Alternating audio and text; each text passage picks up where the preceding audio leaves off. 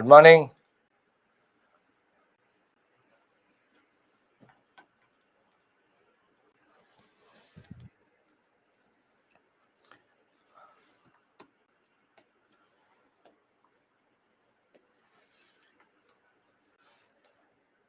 Good morning. Good morning. We'll wait for 2-3 minutes, then we'll begin.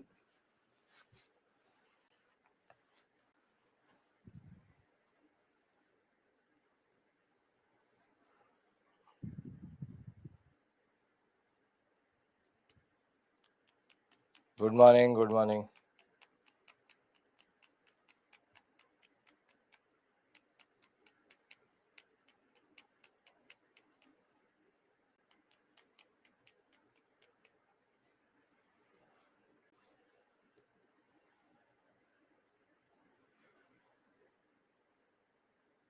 Good morning. So we have to cover this but small section of 1857, and thereafter we have nationalism. So we have to cover Government of India Act 1858, the impact generally of this event. Thereafter, we'll go into the concept of what do you mean by nationalism. We call it pre-INC bodies. Then the Indian National Congress. Then moderates. We enter moderates, and we'll also discuss economic nationalism. So we'll do the safety valve theory and everything today. So now we are truly into the nationalistic zone. So 1857, Government of India 1858, impact of 1857, nationalism, pre-INC bodies, INC, economic nationalism, moderates. This is the basic agenda for today, and by tomorrow we should be able to go till Surat split, which is that we'll do the partition of Bengal, Curzon, and thereafter Swadeshi movement tomorrow, and we'll do the moderate extremist split by end of class, and we'll do mains previous year questions tomorrow specifically. So this is the basic agenda for today, and we'll discuss the concept of nationalism. What is nationalism in that regard? You can read 8th and 12th class NCERT for 1857 if you want to.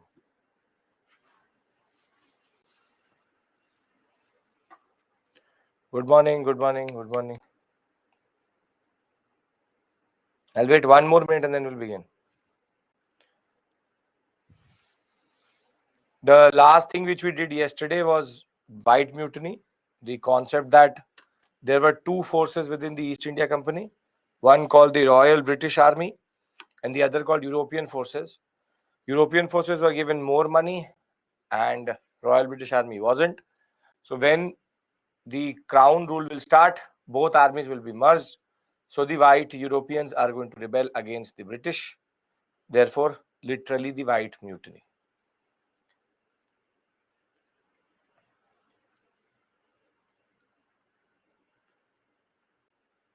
Okay. Right. So,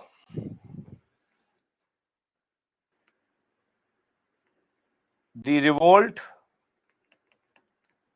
has happened and there are consequences because of the revolt. Bhatta means allowance. So when we talk about the revolt being happening, so between May of 1857 and September of 1857, the British get a rude shock. The rude shock is that they were never able to understand the Indian subcontinent. The Orientalist project was just a waste of time. And now we need to change our approach. So when we talk about the impact of this event, there are three very simple consequences. First is that East India Company is now considered incapable of managing India. Close to more than 10,000 Europeans are dead, and this in itself was a very big news. Further, now the Parliament will take over via Government of India Act 1858. And last but not the least is the concept of what we call as Queen's Proclamation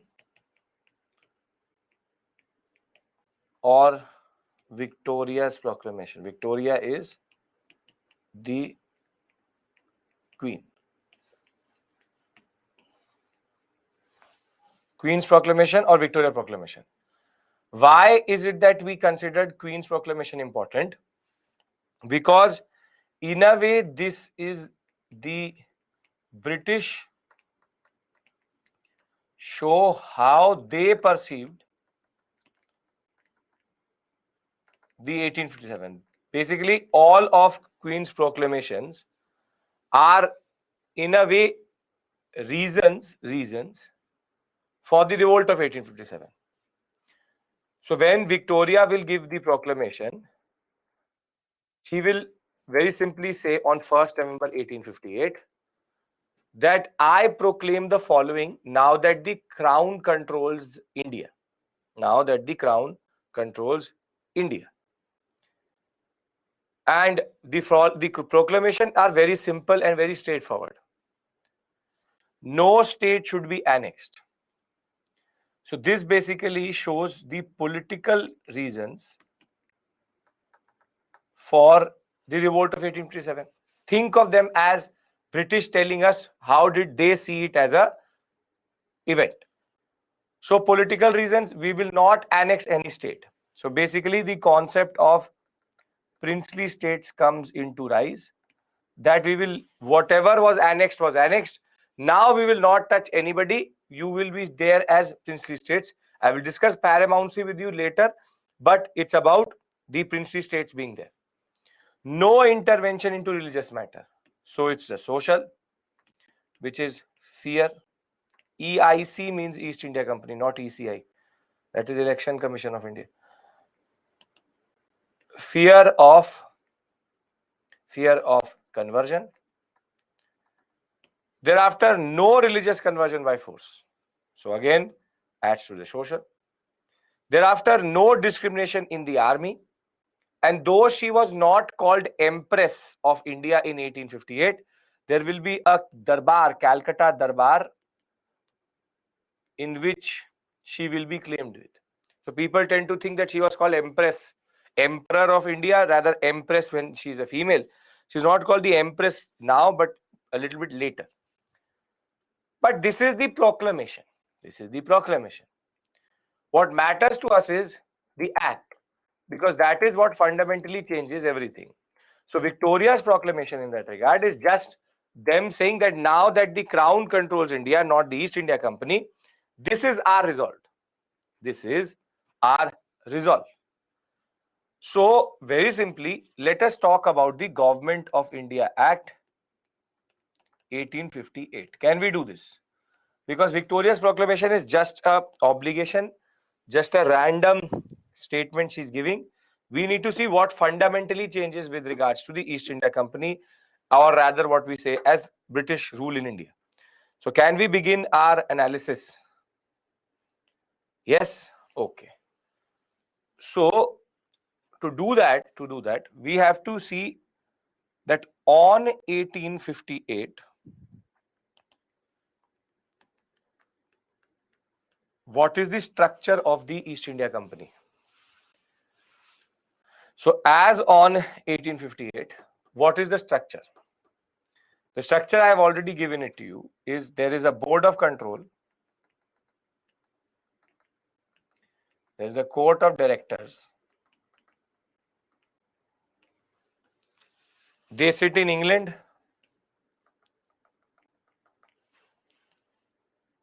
Thereafter, I'm recapping. I know I've written 1857. So just 1 year before the change comes, the Board of Control and Court of Directors operate in India via the Governor General of India, who then operates via the governor and the governor of Madras, Bengal, and Bombay.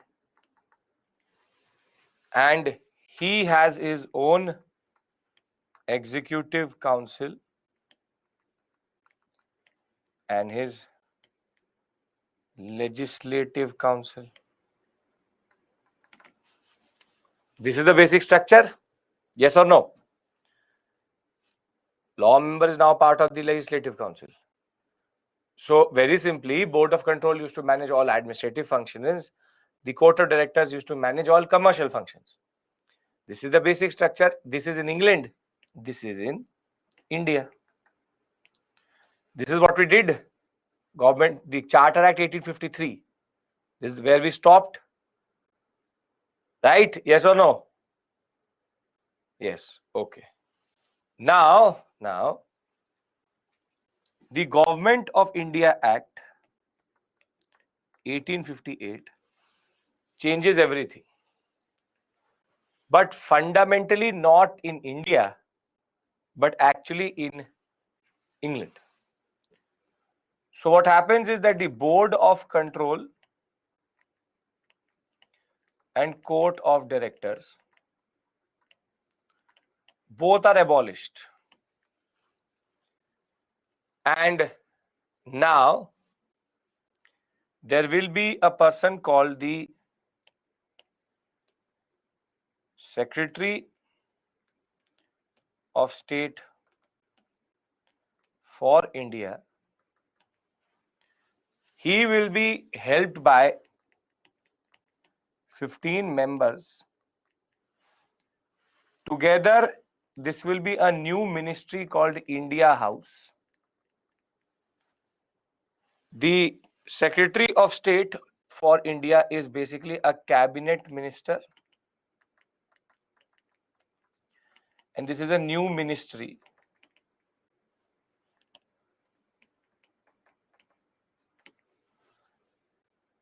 So the India House was the first major change in England. If he is a cabinet minister, he is responsible to whom? If he is a cabinet minister, he is responsible to whom? The parliament via the prime minister. Basically, he is now he is technically an executive. So he becomes answerable to the prime minister and then basically to the parliament. So now there is basic parliamentary accountability, and in a way, the crown has fully taken over. The crown has fully and truly taken over. Now in India, only one thing changes, is that there's a new title which is attached to the designation of Governor General. He becomes Governor General and Viceroy of India. This is the same person. And he will have his executive council. He will have his legislative council. That way, nothing really changes. And the three governors still remain.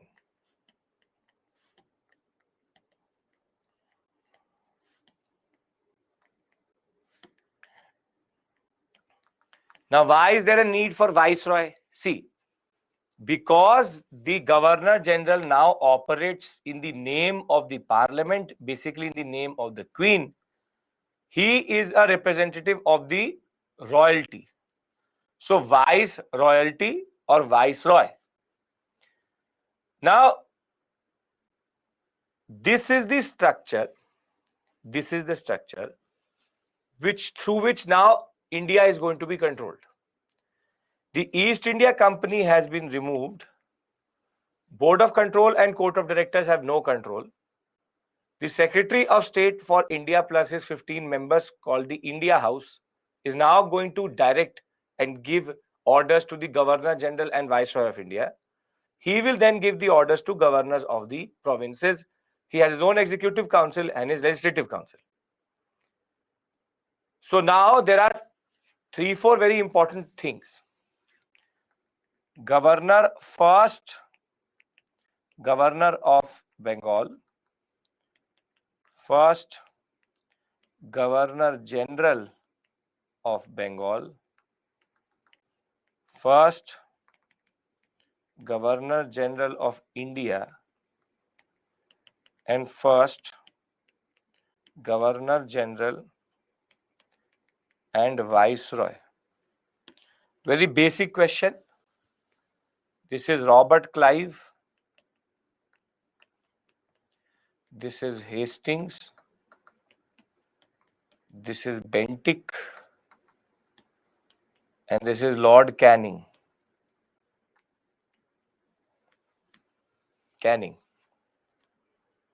So very simply, Canning is the one who gets the first time this concept of, he's still called Governor General, but it's called Governor General and Viceroy.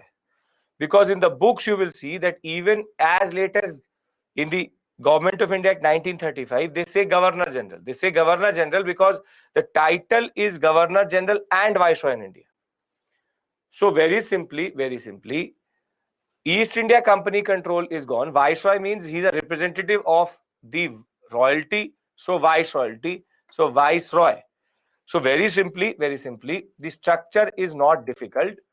You have the Queen.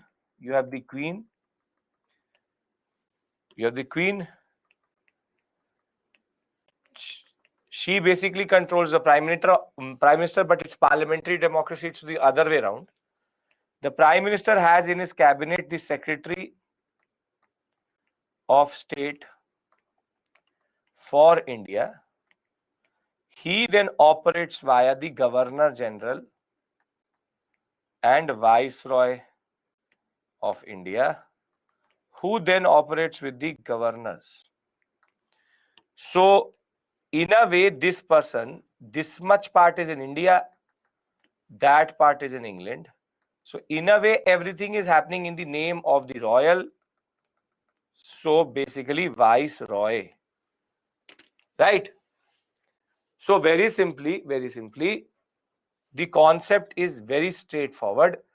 The Board of Control, Court of Directors dissolved.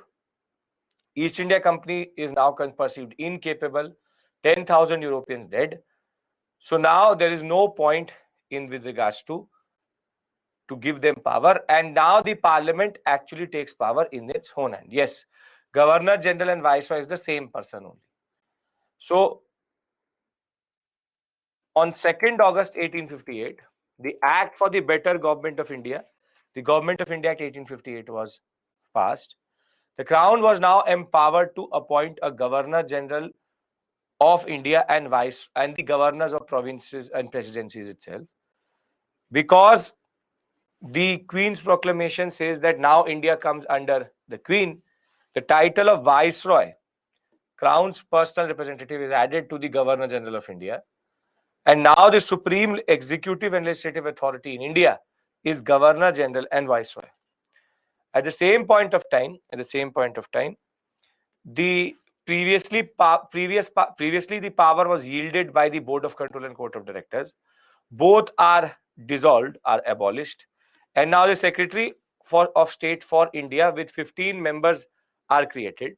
This new ministry is called the India House, and he's a cabinet minister rank officer. Thereafter, this cabinet minister, the Secretary of State for India, is now going to control everything, and he will represent the Parliament vis-a-vis how India was managed. And now the civil services, which was the ICS, which was previously reporting to the Board of Control and Court of Directors, they will report to the Secretary of State. And now the Indian civil services will be based on open competition, but that competition will be now sponsored by the parliament.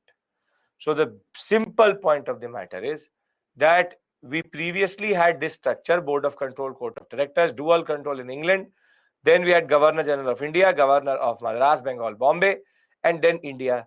And thereafter, you have Secretary of State for India plus 15 members, wherein you have Executive Council, Legislative Council. Nothing really changes in India, but just a small addition: Viceroy. The main change happens in England, wherein now India is not controlled by a company, but by the British government itself. Right? What happened to joint stock company? East India Company still exists. The irony of the story is till today an Indian owns the East India Company. But yeah, the company now ceases to be anything. Now the East India Company is not involved in administering India in that regard. Right? Clear, everybody? Come on, a lot of you have joined very late for some reason, but I presume that you are confident in this area. That is why you're joining late. Okay. So very simply, please keep this snapshot in your mind, because I will keep on changing it from time to time. We have discussed 1858. Now our major change is going to be tomorrow, when we'll talk about, or tomorrow or Monday, when we'll talk about Indian Council Act 1861. 61, 62 we will discuss. As of right now, I have discussed the impact of the revolt of 1857, which is Victoria's Proclamation, the Government of India in 1858, and East India Company losing all control over India. Right? Okay. How give control to British Parliament? The British said enough is enough. The Parliament said enough is enough. 10,000 people are dead. Then 10,000 people are dead. Then how can you be so irresponsible that you did not understand? Basically, East India Company was seen as the reason why revolt of 1857 happened. So they very simply said, give us the control of India. See, technically, if you look at it, India, nothing really changes. Canning was the last Governor General of India and the first Governor General of India and Viceroy. So he just randomly was sitting one day, and tomorrow he was called Governor General and Viceroy. That's it. It's all titles. His designation changed, but the profile remained the same. So don't think that they recalled everybody back and said, okay, we will have a meeting, we will see now. No, nothing. In India, nothing really changes. In India, just the designations change. East India Company now is a company, trades, but has nothing really to show for it. As I said, East India Company till today exists. As of in 2023, there is an East India Company. An Indian controls it. That is the irony of the story. As it is, we have a Indian Prime Minister now, so anything can happen. So the simple point of the matter, East India Company has no control over India. Now we call it the Crown Rule phase. The Crown Rule phase, which is 1858 to 1947. Company rule is over. 100 years of company rule are over. Clear, everyone? Perfect, Shreya. Thank you. Okay. Open competition already in 1853 it had happened. But now the open competition will happen under the king or under the queen. Okay. East India Crown told UPSC that you do your business. Yes. They said go. You don't control India. East India Company has no... See, try to understand this. When the government gets involved, then what can a private company actually do? Basically, the charter was cancelled. Think of it like that. The charter was cancelled. What was the company doing after 1857? Trading. See, don't get attached to the East India Company. They have not done anything good to us. Whatever happened to them, I really don't care. The simple point of the matter is you are asking me emotional questions. So, where did company go? How did they get their salaries? Doesn't matter. Let them die. The point of the matter is now Crown rule is in India. So don't, the emotional attachment, 100 years of attachment to company is making you ask me this question. What about the company? How did the board of control members pay salary? How did their family survive? I don't care. They died, all of them. Should have already died. That's not the point. Simple point of the matter is, when I say crown rule in India, now you understand what it means. That now the crown controls India via the Secretary of State for India, who's a cabinet minister in the British Parliament. If this is clear, then I would like to transition to what now really matters to us, which is the concept of pre-INC, INC moderates.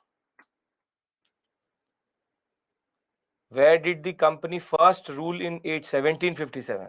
Abhay, we are going forward and you are going backwards. 1757 is what? Why is that date? Come on. Plassey. Where is Plassey? Plassey, Buxar, whatever you want to say. That Bengal. So I presume that you know Plassey, Buxar, that 1757 you know. Okay. Now, one small change which they did in the army, so as to make sure that no 1857 would be repeated, was that first they increased the number of Europeans. So previously, when it used to be 1:5, meaning one European officer over 5 Indian officers or Indian soldiers, now it became 1:2 and 2:5 in Bengal and Madras. So basically, the number of officers was increased. The older policy of having no Indian into the officers, what we call as rank, was followed. All sensitive positions given to Europeans. European troops were again put into all geographical locations which were important. Caste-based battalions come through, wherein again they try to make it homogeneous, and no newspaper, journal, or nationalistic publication was allowed within the soldiers or soldiers' barracks. Basically, they can't read anything. So this was basically to safeguard the interest and prevent another 1857. So very simply, when there used to be one European officer over 5 soldiers, now there is one European officer over 2 soldiers, Indian soldiers, and 2 officers over 5 soldiers in Madras and Bombay. That's it. So before I enter into this zone, simple. We have now finished company rule, and we are entering crown rule. Generally, anybody has any problem? Was there no human rights of Indians? Vivek, you know the answer to this question. Tell me.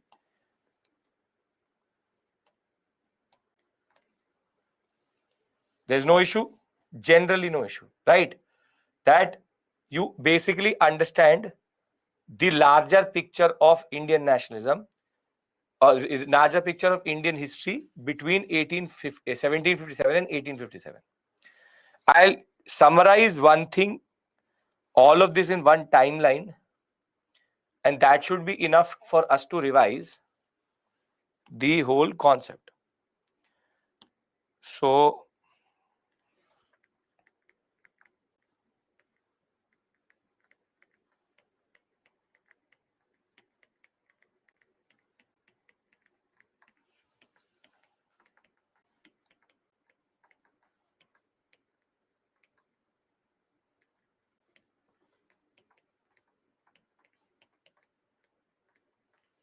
this is for you, Company Raj.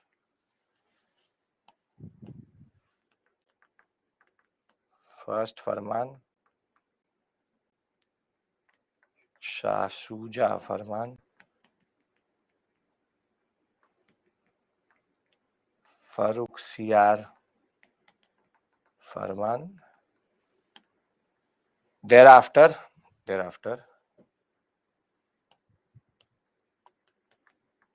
Plassey,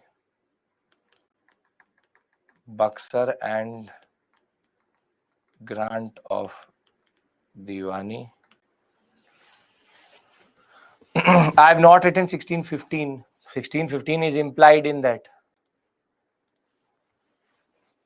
Golden Farman implied. What I'm writing is the most important ones.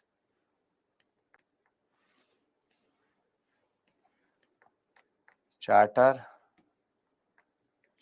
Act, Indian monopoly gone, Chinese monopoly gone, open competition, revolt of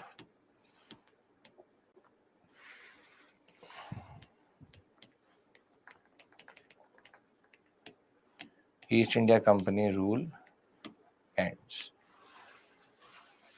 I know it is 64. I am writing 65 for the grant of Diwani. Now,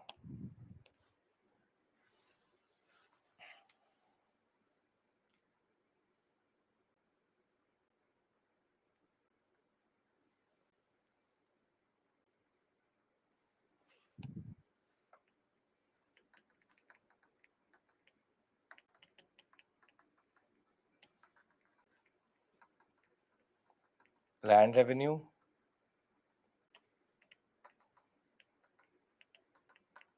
commercialization, industrialization,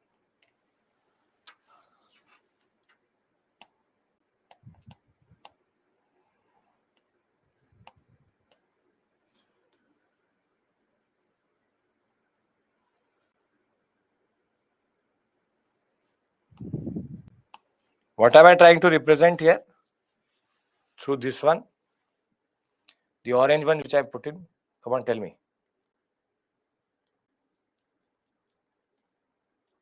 1876 is Calcutta Darbar, not Delhi. Delhi Darbar is 11.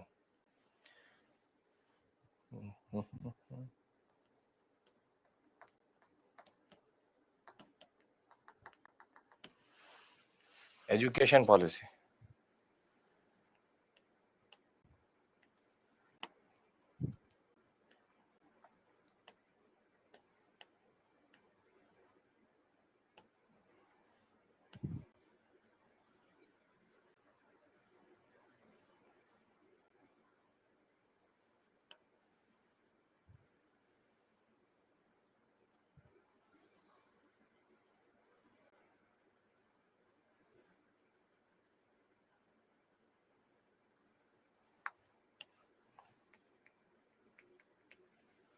If I put in 1746 in that, what am I trying to represent?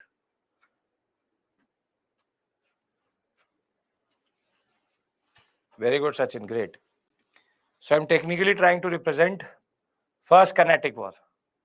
So direct conquest of India begins, whilst they also pursued a indirect policy.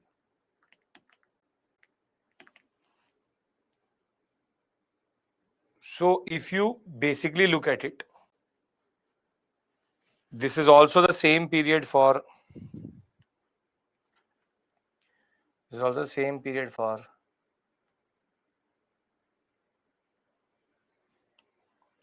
socio-religious reform.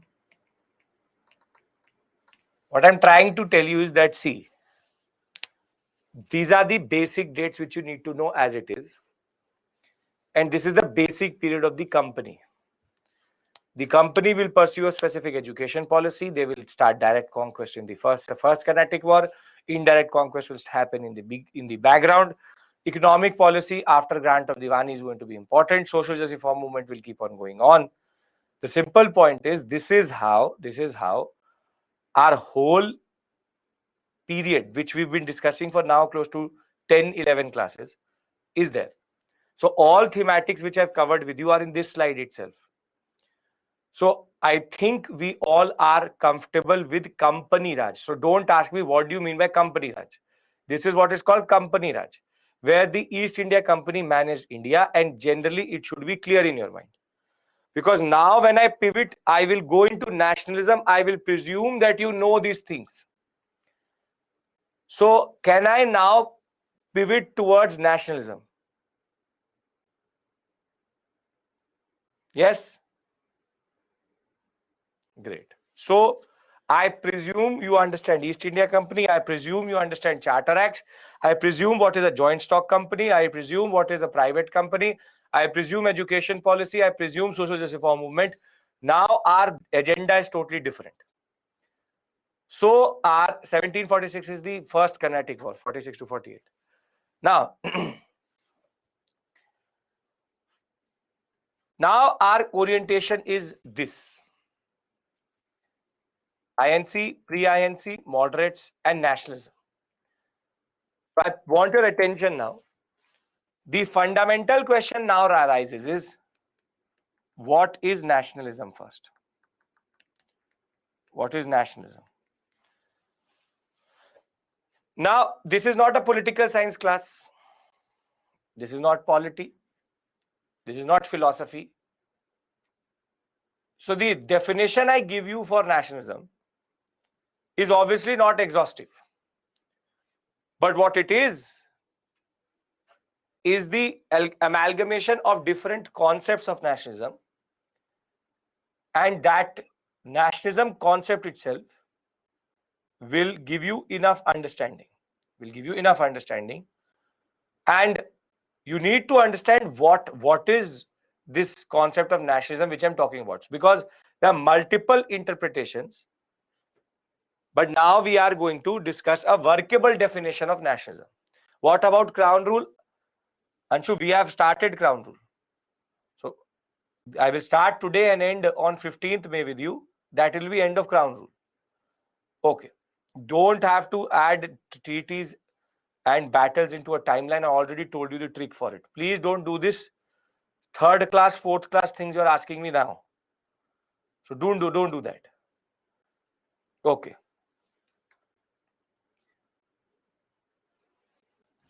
Now, 5th, 15th doesn't matter. Listen to me.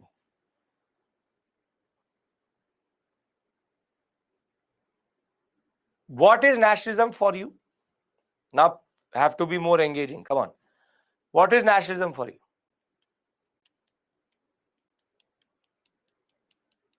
Feeling of oneness, spirit of oneness, Indian. Indian I understand. Give me the understanding. Feel of country, feel of nation, patriotism, nation first, fraternity, love for country, feeling of pride, brotherhood, nation first, sense of nationhood, unity, patriotism, sense of oneness, moving in same path, unity of Indians, unified feeling, oneness, feeling of national freedom, Akhand Bharat, very good. Feeling of wellness and common sense that emerges with same group of people, common goal, feeling, culture, nation. Okay. See, okay, I get it. Nationalistic feeling. So feeling you have, but you're not able to express it. So very simply, what you are giving me is the effect of nationalism, not what is nationalism. You are like coming together, unity, patriotism. Firstly, patriotism and nationalism are quite different. Patriotism scale is very, very, very slow. It's regional. When it's regional nationalism, it's called patriotism. Nationalism is much higher. Okay, no issue.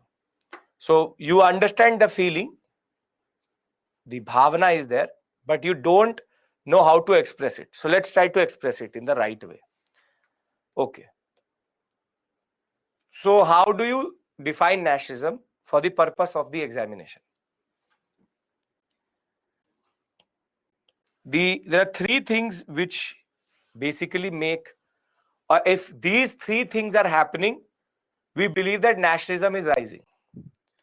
So if these three processes are happening, we believe that nationalism is rising.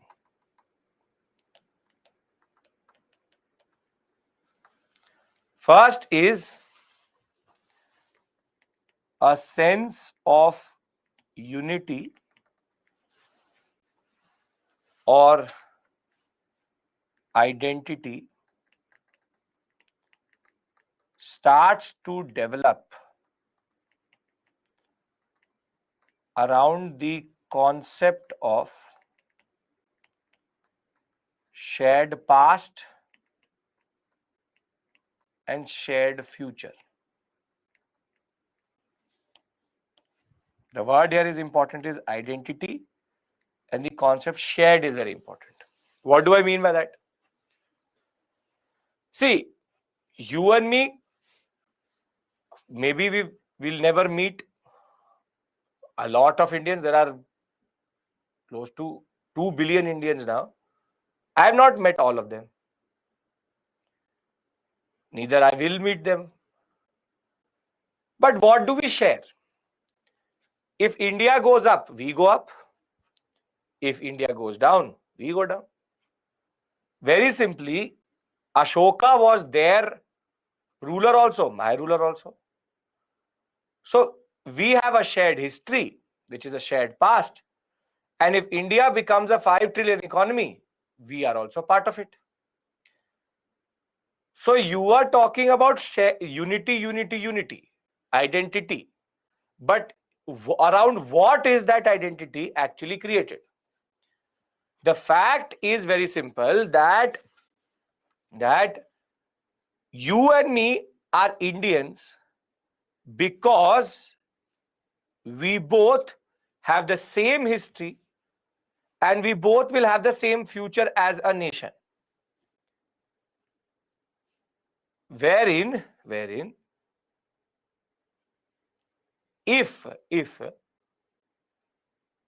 I talk about, for example, the Guptas are also we were also ruled by the Guptas, I was also ruled by the Guptas. Simple point of the matter is, if India wins the World Cup, we all will the World Cup. So it's not the fact that the unity is there, it's about how does that unity come together. And that unity is basically based on shared experience. Please understand, this is the concept of shared experience. If ISRO launches a rocket, that rocket is as equally as mine as yours. So the basic point of the matter is that when you start to see identity formation, not on the fact that both of us have something where we are related, when we have identity formation on the concept of that we both have the same history, but we both have the same future also.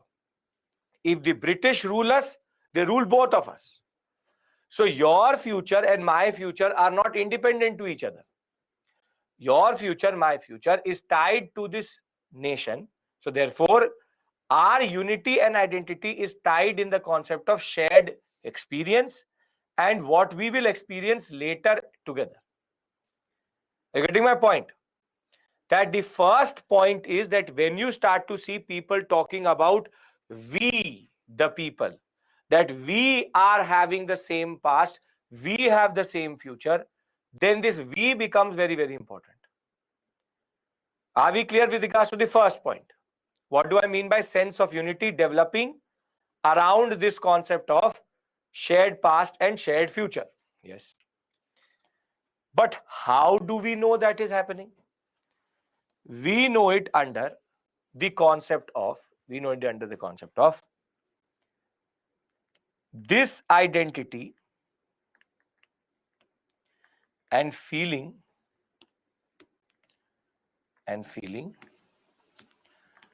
starts to express itself in symbols culture and public spaces. Give me an example of symbol of our identity and feeling. Give me a symbol. Yes, the national flag. The national flag is that one identity, one symbol which expresses our shared feeling and shared identity. But at this point of time, it's not the national flag, but it's actually, for example, the concept of Bharat Mata. The shared identity and feeling, for example, which is developing at this point of time, is based on the concept of songs, Vande Mataram, are based on the concept of paintings, are based on the concept of flags for sure, is based on the concept of leaders. Gandhi was a symbol which represented this identity and feeling. So the simple point of the matter is that when this identity now starts to get expressed in the press, poems, critiques, symbols, cartoons, in this, the most important role is played by the press. Newspapers, journals, these are the spaces in which now they are trying to talk about we, that the newspaper in South India was talking about the same issues which they were talking in North India. This is where our identity now starts to get expressed in symbols, cultures, and public spaces. Second issue, second point clear? Because then the third is going to bring everything together. Yes?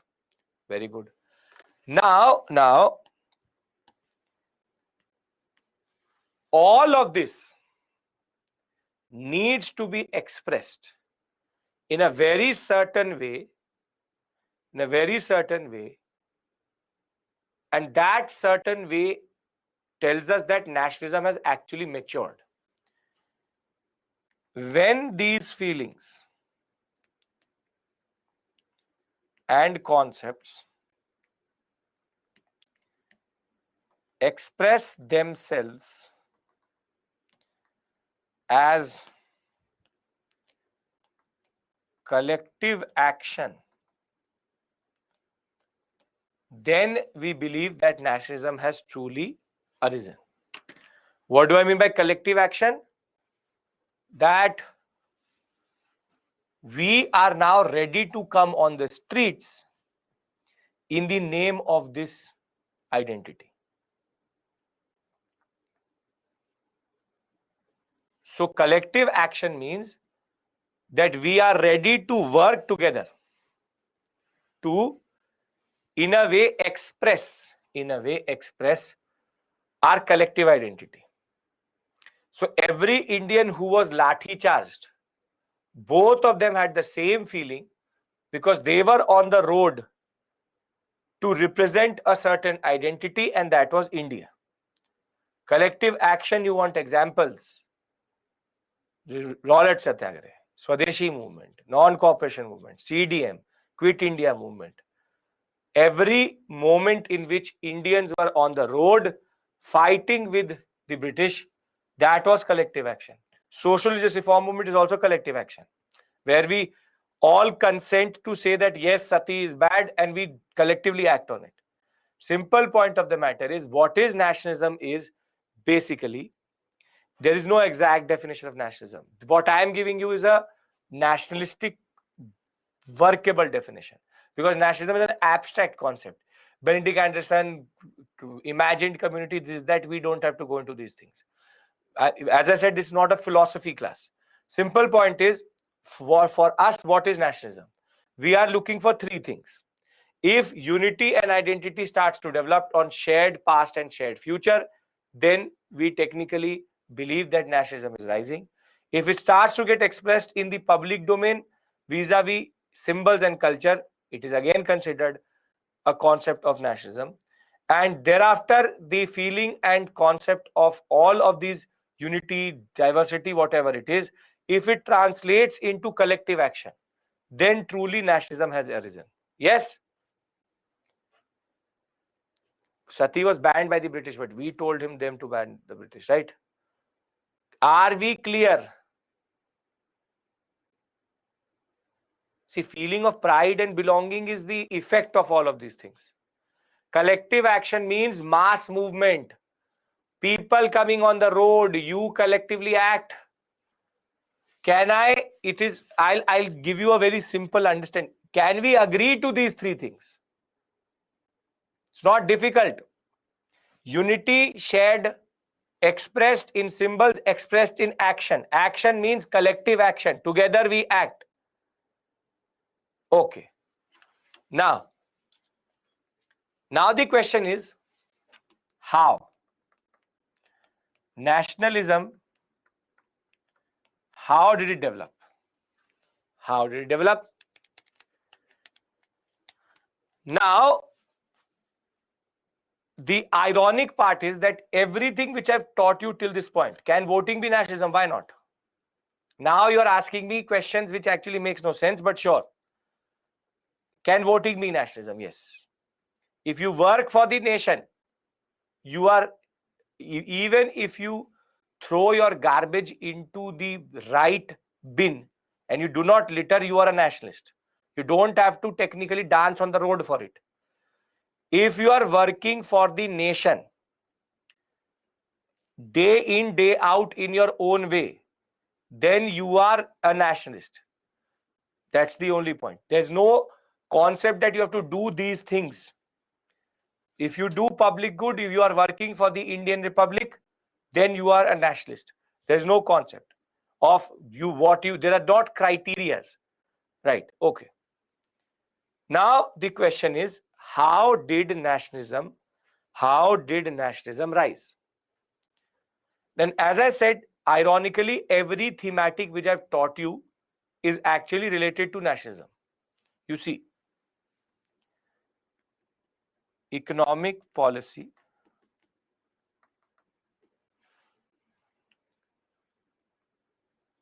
let's go from the beginning itself.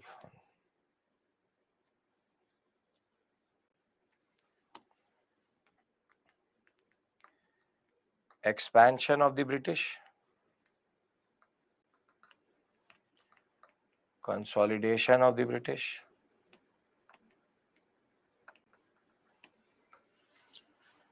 economic policy,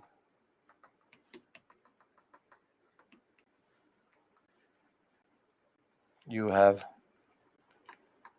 education policy, socio-religious reform,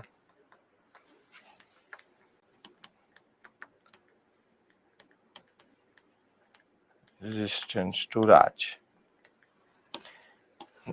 Now, how are these things related to nationalism? See, expansion politically unites India under the same political power. Consolidation of the British administratively unites India. Economic policy, shared experience of exploitation, creates the middle class in intelligentsia, collective actions under social reform, localized movements of people coming together. If you look at it, who created nationalism? Who created nationalism? Yes. It is the British who created nationalism. By unifying us into one political structure, by giving us a unified administration under the ICS and the judiciary, by giving us the shared experience that if a person from Madras used to go to Bengal, Madras person used to say that I was exploited. So the Bengal person used to say I was also exploited. Then they used to go to Delhi and they used to say we were exploited. So the Delhi person used to say I was also exploited. So in a way, what British does is they exploit everybody. So therefore, we all gain a shared experience of exploitation. So we are like, okay, you are also the same. I am also the same. You were also destroyed. I was also destroyed. Jamindar say, I also lost land. Peasant says, I also lost land. He says, I was also taken money away from that. I was made to grow indigo. I was also made to grow indigo. I was asked to grow opium. I was also asked to grow opium. So in a way, we all are doing the same thing. But this exploitation needed an expression. That expression will be created by the middle class intelligentsia, because they will be the leaders. They will be the leaders who will actually take the movement forward. But you will say, sir, if there is shared experience, then where can we see that it is manifesting itself? It is manifesting itself for the first time in the social. In a way, we all agreed that widows should be remarried. In a way, we all agreed that child marriage should be stopped. Yes. So when Raja Ram Mohan Roy, when Ishwar Chandra Vidyasagar, when MG Ranade were saying that we need to collectively act, did they act or not? They acted, and therefore their new experience was there. But the most important point is, we can see what are called flash points. There were flashes of this nationalism, but only at a localized way. So what I'm trying to do is, see, I can easily not tell you any of this. What is nationalism and how does nationalism rise? I can easily go and say Banga Bhasha came in pre-INC organization. I can do that. But I'm trying to actually give you an understanding, because somehow people think that nationalism falls from the sky. No, nationalism is the unintended, uncontrolled consequence of colonialism. Meaning, whenever there will be colonialism, there will be nationalism. But it is about how quickly and how well does it manifest itself. So the thematics which I've taught you were not just thematics for randomly telling you this is the education policy, this is the social justice. No. Everything which I've taught you till this point technically explains to us why did it become possible for nationalism to rise in after 1857, or very simply, all these moments, are they basically a concept of what we call as shared history, collective action. So very simply, nationalism is like the byproduct of colonialism if correctly used. So I think you are now capable of understanding that nationalism does not come from somewhere else. It rises from within, and it is a unintended consequence. A lot of you are saying, why didn't the British stop it? Because everything which the British does in a way adds to nationalism.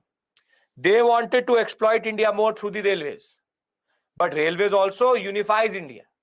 People can travel quicker, things can travel quicker. So as much as the policies were to use India, but were also creating the context for nationalism to rise. Are we clear? Because these types of things can be asked indirectly in the examination in a mains question.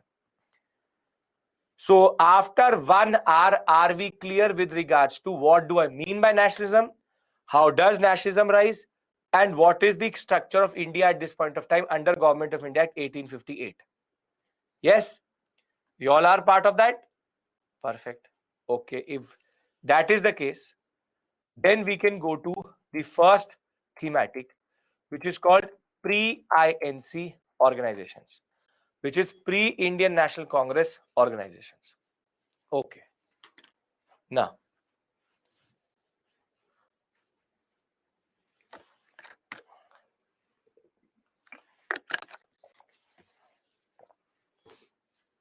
is there nationalism before British? Shavni, you tell me, if there was nationalism before British, would British have actually conquered India? If you're saying yes, then you should tell me why is that? Why is that it was so easy for them to take India so quickly? So the question is that don't mistake regionalism or power of certain dynasties as nationalism. The problem was, were we united? You tell me. We were never united only. Because if Mysore was fighting, Mysore was not fighting just with the British. It was fighting with the Hyderabad, Carnatic and Maratha sector. Only when these three used to come together, that is nationalism. But there is no sense of nationalism. Okay. Now for the purpose of the examination, the reasons for the rise of nationalism. So the factors which led to the rise of associations and early nationalistic organizations. First point, understanding of contradiction in Indian and colonial interest. It's a hi-fi way of saying exploitation and the violence on day-to-day basis by the English showed to us that our interests were not the same as the British.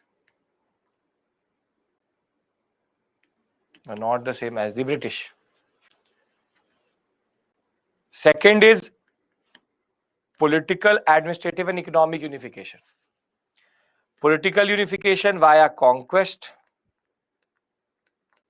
administrative via the ICS and judiciary and police, economic unification via the concept of land revenue, etc., but also railways. So in a way, this unification for exploitation was also the reason for nationalism. Telegraph, you want to use telegraph. That's not the point. The point is that we use the same thing which the British used to exploit us. So they were centralizing and becoming more and more what we call as exploitative. We use the same centralization to unify our identity. Thereafter, Western education and thought. So education policy created the middle class intellectuals.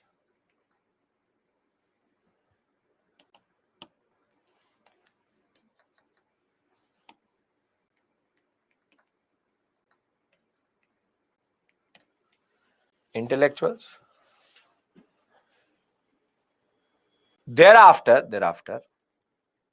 the most important the role of press.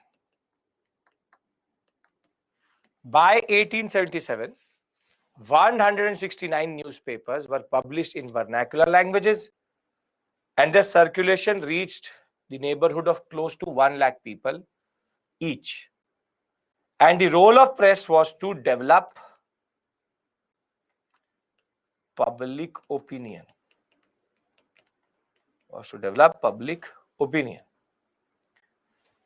The social justice reform movement was the movement of collective action against social evils, and the role of the middle class intelligentsia, which came out of this whole process. They were initially the loyalists, but later the nationalists.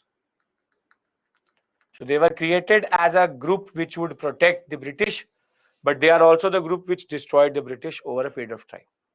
Right? Clear, everybody? That middle class intelligentsia was the utilitarian idea that let us create a loyal class, but this same loyal class is going to destroy the British in the long run. Right? Now, a little bit of a factual discussion, wherein now we have to discuss pre-1885 organizations which are seen to be the basic building block on which the INC was formed. Think of it like this, if you remember, 1857 revolt was the culmination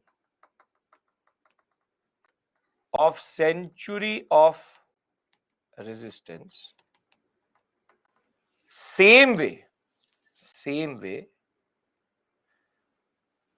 the formation of the INC should be seen as a culmination of the pre-INC bodies, organizations,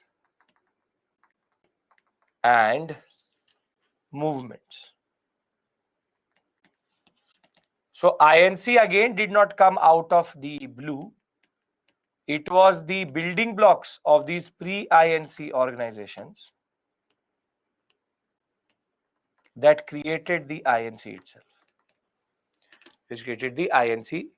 itself. Now listen to me very clearly. See, what I'm going to do is that I'm going to give you a break here, 5 minutes. I'm splitting the break into two because there are 3 topics or 4 topics which we have to cover.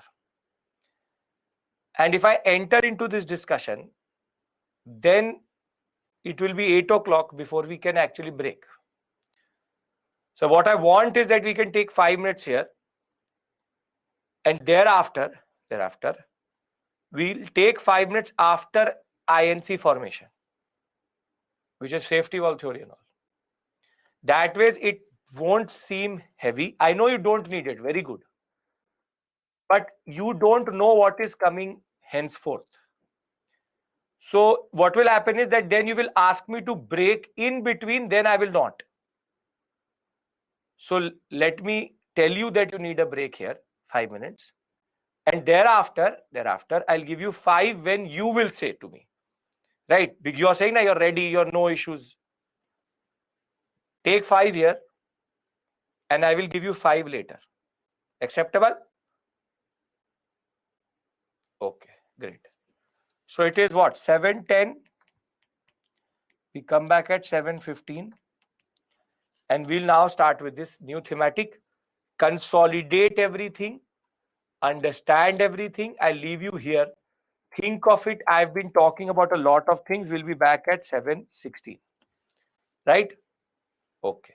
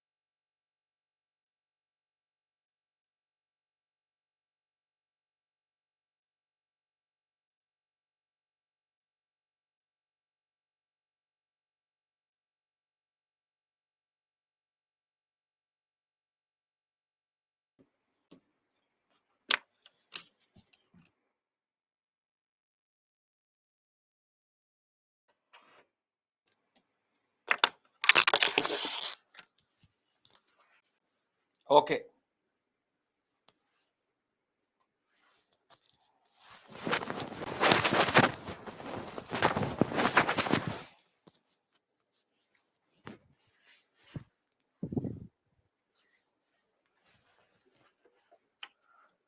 Now, we divide the pre-INC organizations according to regions. Bengal, Bombay, and Madras. Now, very simply, welcome back everybody. The point is that Bombay, Madras are only one organization, Pune Swarajik Sabha, and that's it. Bengal is the one which has multiple organizations. Now, the question is, do you have to learn these organizations? Yes. I'll tell you the trick how to do that. So, the first organization which actually developed in Bengal is called the Banga Bhasha Prashashika Sabha, started by Raja Ram Mohan Roy and his associates. Technically, Raja Ram Mohan Roy was dead, but his associates rather. And thereafter, the next year itself, there was a new organization which developed, which is called the Landholder Society. Basically, this was a Zamindari association to safeguard the interests of landlords. And the culmination of this first phase comes with the Bengal British India Society, which again was about collection and dissemination of information about what were the people doing. Now, if you look at the name Bengal British India Association, what is that odd one out word which is there, or can we understand the perception of this organization by just looking at the name? What is that one word which gives us that feeling? Yes, the fact that it says Bengal British India Association. They associate themselves with the British, therefore their ideas are aligned vis-a-vis that. So how do you learn the first set?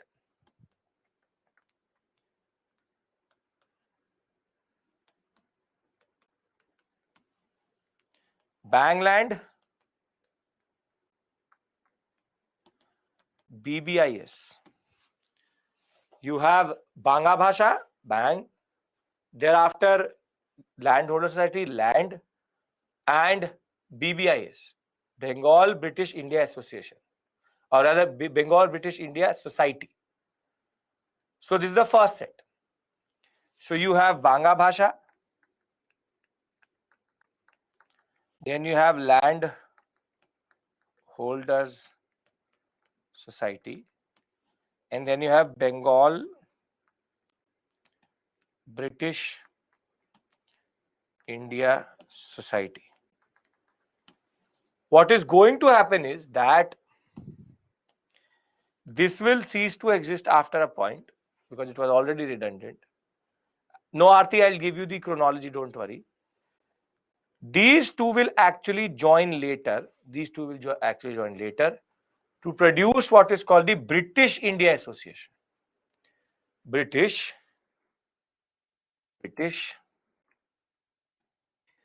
Indian Association, called the BIA. Now, why am I telling you this? They are the epicenter because most of the education spread in Bengal itself, and middle class intelligentsia is also concentrated in that. Yes, you don't have to learn the dates. If you can remember the chronology, they're given chronologically only. Don't worry, I'll do that exercise with you. Right now, just look at the names and understand what they are actually standing for. The commonality between all of these associations is that they are conservative, they are pro-British, and they want to express their concerns to the British via these associations. So though these associations are technically not nationalistic, they are not nationalistic, but they are basically political bodies. But why is it important? Because at least people have now started to come together under their own interest. So Banga Bhasha Landholder Society, Bengal British India Society, which becomes these two come together to produce the Bengal British Indian Association. They are the conservative bunch. So you have their basic suggestions and basic plea to the British would be that you give us a separate legislature of popular character, because at least that way they could get entry into the legislature. Separate executive for judicial functions, again, so that they can get employment. It's all about their employment. Reduction in the salary of higher officers so that it could be open to the Indians.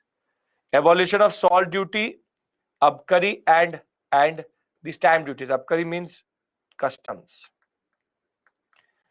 And basically anything which impacted them onto the day-to-day basis, that concept is not going to actually be the core value, but something which they will talk about. Most of their demands were partially accepted via the Charter Act of 1853, with addition of 6 members to the Governor General for legislative purposes. So the first salt duty means that any salt which is produced, there's a duty or a tax on it.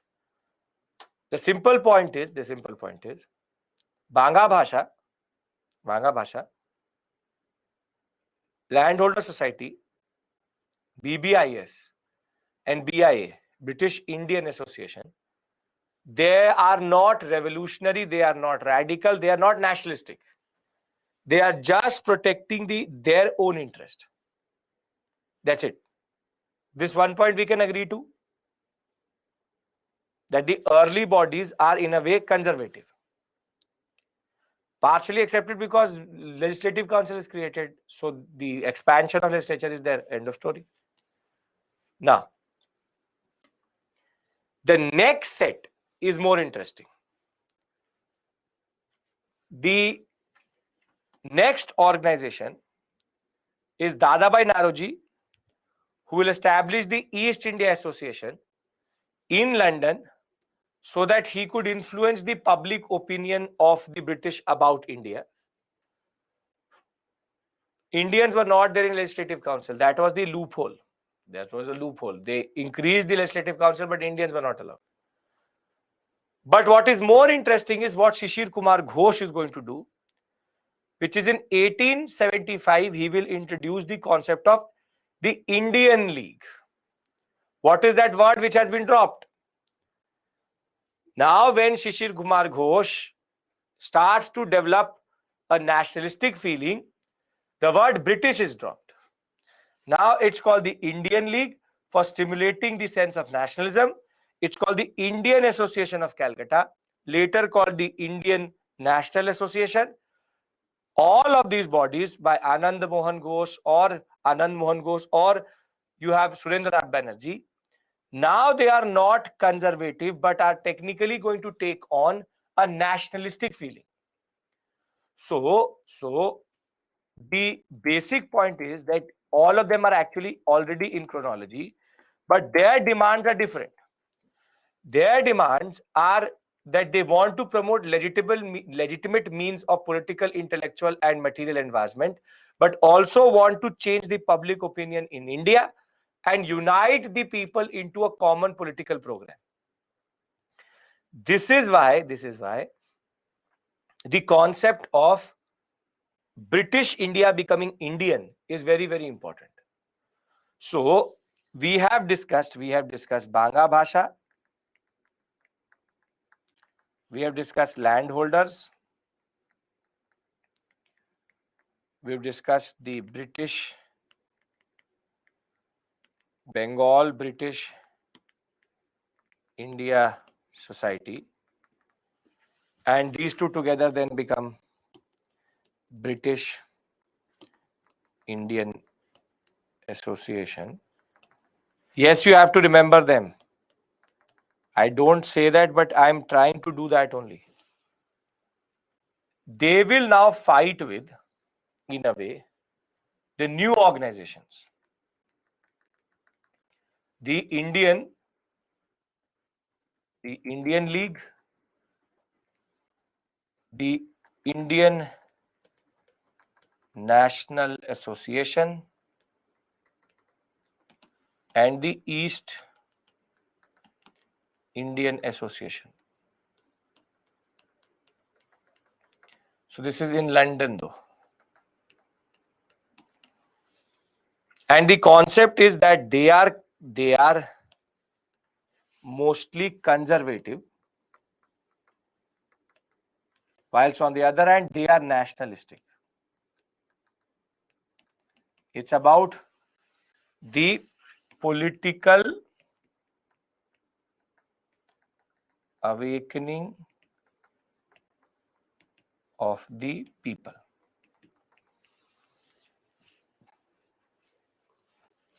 Is this making sense?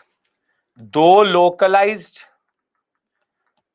though based on regional politics, these associations are at least developing a sense of coming together for your interests. The fact that now they are uniting themselves under this concept, the collective action phase is on. Are we clear with regards to them? Because then what I'll do is I'll put them on a timeline after adding Bombay and Bengal so that you don't have to learn the dates. Ironically, they're also in chronology also. 1, 2, 3, 4, 5, 6, 7. This is the chronology also. And if I add the only political association in Bombay, which will be started by M.G. Ranade, Mahadev Govind Ranade, Pune Sarvajanik Sabha. This was again about bridging the gap between the people and the government. And there will be the Bombay Presidency Association, which will be started by Badruddin Taibji and Firosha Mehta. In the same year, the INC was actually formed. But this will actually not go forward that much. And thereafter, you have the only political association in Madras at this point of time in 1884, which is called the Madras Mahajan Sabha. And in this, you just learn one name if you want to. You can remember B. Subramanian Iyer. And here you can remember Firosha Mehta as it is. You will know Badruddin Taibji also is INC member. And M.G. Rande we already know. So you would need to know their names and you would need to know their organizations. This is something called pre-INC. Total list is maximum 9. If you understand the purpose of the discussion, I would like to put them all on one timeline itself. These are called pre-INC organizations. Don't expect a mains question, but a prelims area can be sprinkled around in the examination. Can I talk about or can I put them on a timeline? Come on. Gave you the 5-minute break for the same reason because I knew it will become a little bit factual. Yes. Who funded these associations? Their own members. Okay. Now,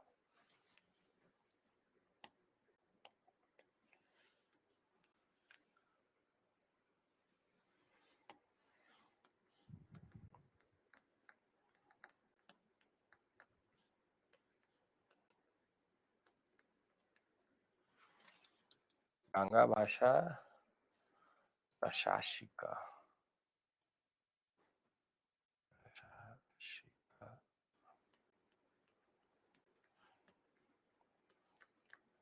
Landholders Society. British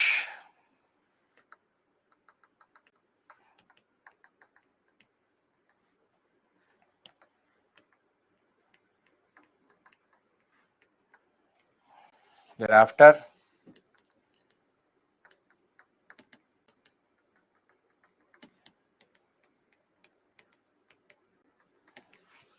Now we have to see one thing.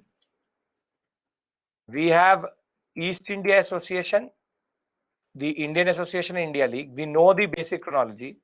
It's what? 1866, 1875, 1876. So they are already in chronology, but we need to fit in Bombay and Madras. So this is 1867 and 85. So do they clash with any of these two? Yes. So you have 1866, 1866. We have to add the East India Association. Thereafter,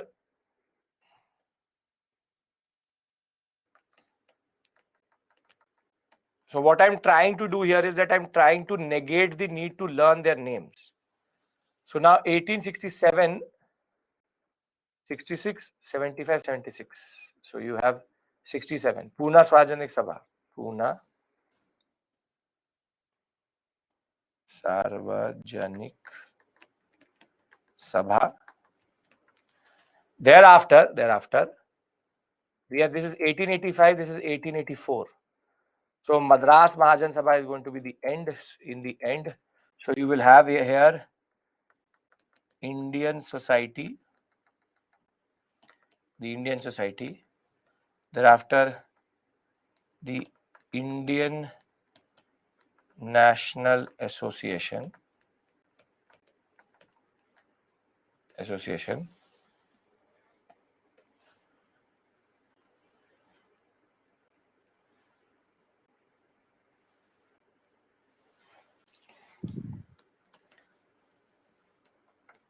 Then you have the first will be the Bombay one. Bombay President, no. You have Madras Mahajan Sabha. Madras Mahajan Sabha. And then last but not the least is going to be the Bombay Presidency Association. Bombay Presidency Association. So I've added all in the same timeline so that we have much more clarity in that regard. So I'm not writing the dates on it because then it defeats the purpose. If you can remember the sequence, then you don't have to learn the dates. So you have Banga Bhasha Prashashika Sabha, thereafter the Landholder Society, then Bengal British India Society, Bengal British India Society, then you have British India Association, then you have the East India Association, Pune Swarajnik Sabha, so you go to Bombay, then you come back to Bengal again, the Indian Society of by Shishir Kumar Ghosh, thereafter Indian National Association, and which I have written societies, the League. One second. The name is League, right? Oh, yes.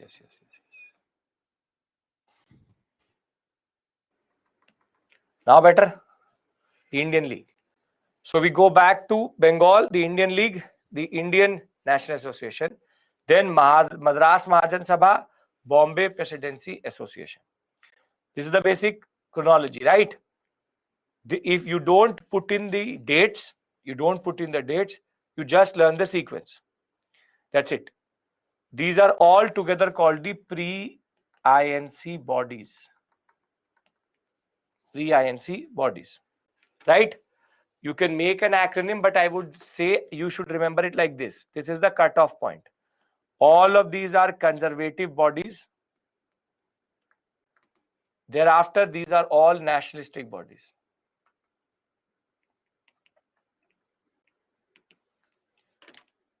What is their purpose? Banga Bhasha Land Society, Landholder Society, Bengal British India Society, and British India Association are about safeguarding the interests of loyalists. And thereafter, the next set is basically very simply to create a political awakening of the people. Create a political awakening of the people. This is in Bengal. The name itself should be clear. This is in Bengal.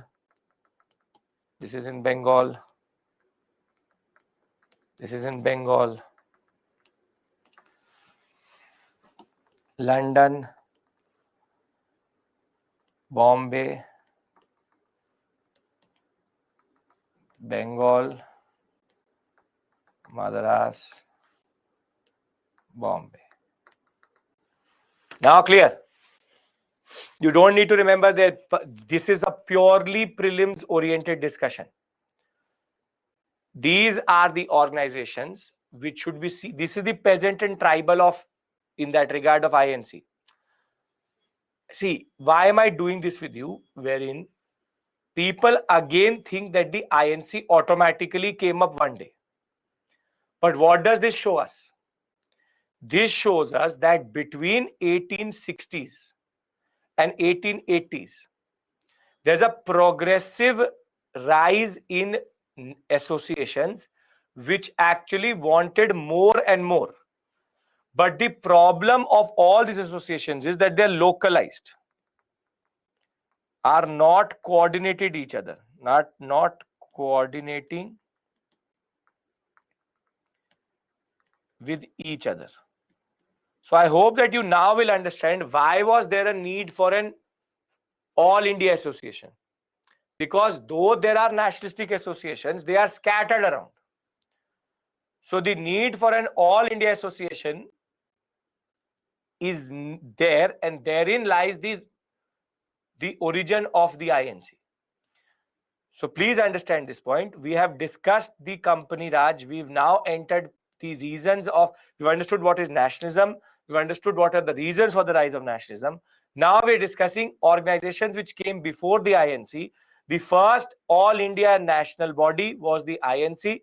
Now we are seeing how these are the building blocks. They are the building blocks on which the INC will be formed in 1885 finally. So if this is clear, can I talk about the formation of the Indian National Congress before we'll see what are the things on which they campaign? We are now entering the formation of the INC. We've already discussed pre-INC associations. Now you don't have to learn this. Do not learn. But just to show you what issues they are taking up, quite diverse that ways. So you have imposition of import duty on cotton. They opposed it. For Indianization of Indian services, they said that please add Indians to the ICS. They were against the Arms Act. They were against the Vernacular Press Act. We'll talk about Arms Act and Vernacular Press Act separately. They wanted the right to join Volunteers Corps in the war, against Plantation Labor and Immigration Act, that there should be no exploitation of plantation labor. They will support a bill which is called the Ilbert Bill, which I will discuss with you later. Ripon introduced it, where an European judge could actually try, an Indian judge could try a European. All India Political Fund. And now this is the irony. They wanted the British to give them a fund so that they could oppose the British. All India Fund for Political Agitation. That you give us some money so that we can fight against you itself. Thereafter, a campaign in Britain for pro-India party in Britain itself. They wanted the reduction of the maximum age for appearing in the Indian civil services. They also were basically agitating against somehow opening up the Indian civil services. Basically, their major concept is Indian civil services should be opened up. In a way, they all want, in a way, up employment. That's the basic point. There's a theory which says that it's more or less them asking for employment within the British government. So they're a conservative in that sense. Right. Okay. Jagdish, I don't know what is your doubt. Push in the doubt. Then I will see. I have not seen your doubt. Okay.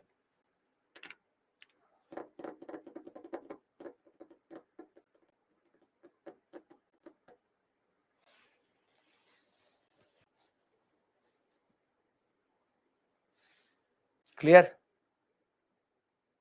Difference between conservative nationalists. Conservatives are pro-British, nationalists are anti-British. Can I go to INC? This is a factual zone. What about Bengal British India Society? Jagdish, write the question, full question. I have not seen your question. What about it? Bengal British India Society. See, firstly, don't confuse yourself. Simple point is, there are pre-INC associations. They all form in different areas. They are in Bengal, Madras, and Bombay. Grievances are localized and they mostly want Indian civil services reform. They will oppose other things, will be not able to achieve anything. And generally, it is an important concept wherein they are political organizations which are agitating together. They are examples of what we call as the concept of simply political action or collective action. That is it. That's it. So there is nothing here. Yes, INC is conservative. I'll talk about that. Forget the INC right now. Tell me if there's a question in which they ask you to put them in chronological order or they ask you their organization, the leaders, you will be able to answer it. That is a purely learning space. What we need to understand is why did the INC form and what is the concept. Can I move on? Conservatives are pro-British. Conservatives means that they don't want British to go away. Okay. Indians know about the exploitation, but they are not conscious of it. I will tell you that, Shruti, that is called economic nationalism. Separate issue altogether. You don't go forward. You be with me. We understand the purpose of the discussion as building blocks. Now I need to discuss with you INC. Now please understand there are two aspects to this discussion. The Indian National Congress, we know that it's like a culmination of a process. But when we talk about the origins of the INC, there are certain questions on it. That why did the INC form and what is the role of one personality? What is the role of one such personality whose name is AOU? So 72 people, mostly social reformers, journalists and lawyers, will on 28 December 1885 meet at the Gokuldas Tejpal Sanskrit College in Bombay under the banner of Indian National Union, and by the time they will come out, they will change it to Indian National Congress, the INC. But there was one person who was sitting there, a retired ICS officer, AOU, and he is considered a very important personality in the formation of the INC itself. So now what I need to discuss with you is this concept of safety valve theory, or what is called the myth of the origin of the formation of the INC. So I can now go into that discussion, right? Till this point, I have discussed what is nationalism, what is the reason for nationalism, what is the pre-INC organizations. We know the answer to the question, how was the INC formed, which is that it was formed via a culmination of political processes. But there was a major debate. There's a major debate over this person AOU's presence, and there's a major myth which has been created, which is called the concept of safety valve theory or the lightning conductor theory. Can I now discuss that? Everybody is ready. Only after this discussion, I give you a break. Right? Okay.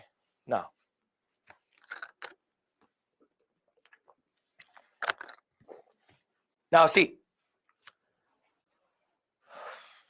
the INC is formed in 1885. Ironically, the hall was booked under the name of Alan Octavian Hume. Alan Octavian Hume basically is a retired ICS officer, and remember, this area is purely mains. So you need to understand this concept very well. Only then you will be able to write an answer. So AOU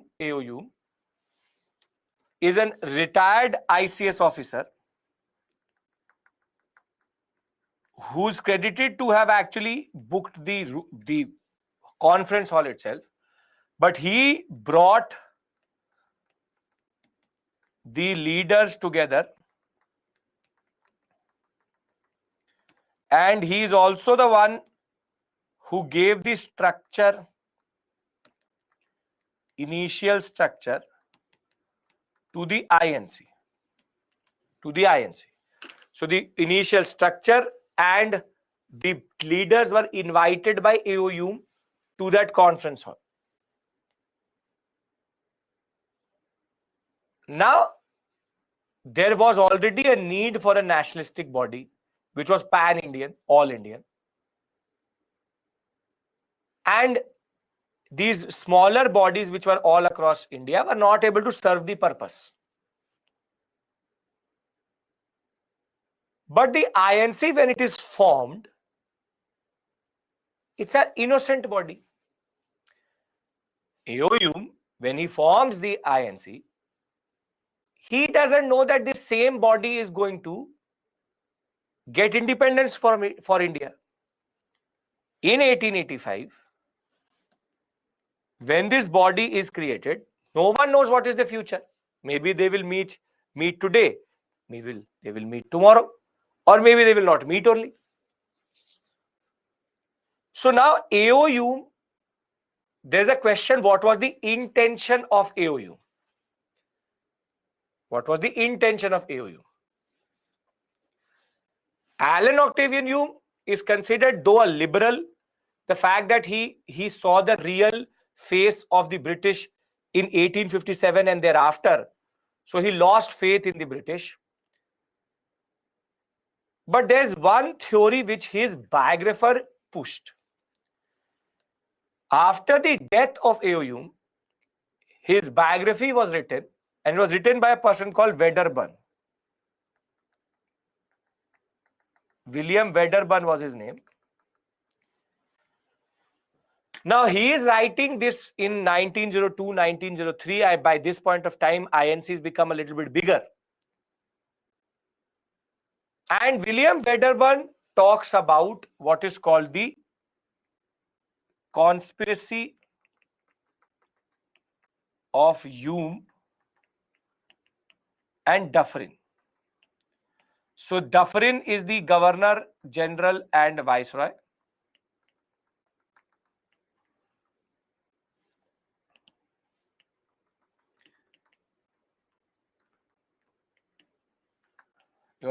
Now, what is the story here? The story here is very simple. That now AOU is dead. This is his biography. And AOU's family still resides in England. And if British are going to start to get annoyed of the British, are going to start to get annoyed of the INC, and the INC will progressively become the reason why India got independence, will they let AOU's family actually live in peace? Basically, AOU is that person who created the gun which will shoot the British in the head. So now understand the intention of Wedderburn. Wedderburn is trying to write something which can protect AOU's interest. We don't know what was AOU's interest itself, but Wedderburn is now going to create a story which fortunately or in a way is actually not true. Now, what is the story? The story is that AOU was going through the National Archives, was going through a set of documents. While she was going through the set of documents in Delhi, he comes across 7 volumes of intelligence information, and AOU very dramatically reads this. He reads these 7 volumes quickly, And the conclusion which AOUM comes to is that there is a conspiracy of the lower classes of India to overthrow the government. Basically, another 1857 was going to happen. So AOUM very dramatically picks up the files and now runs towards the railway station and says that I need to go to Shimla to meet the viceroy. He will reach Shimla and he will say to Dufferin, I need audience with you. Dufferin is going to meet AOUM, and after a heated discussion in which AOUM explains to Dufferin that if we don't do something, another 1857 is coming, a conspiracy of the lower classes are coming, we need to do something. If we don't, then British rule will end in India.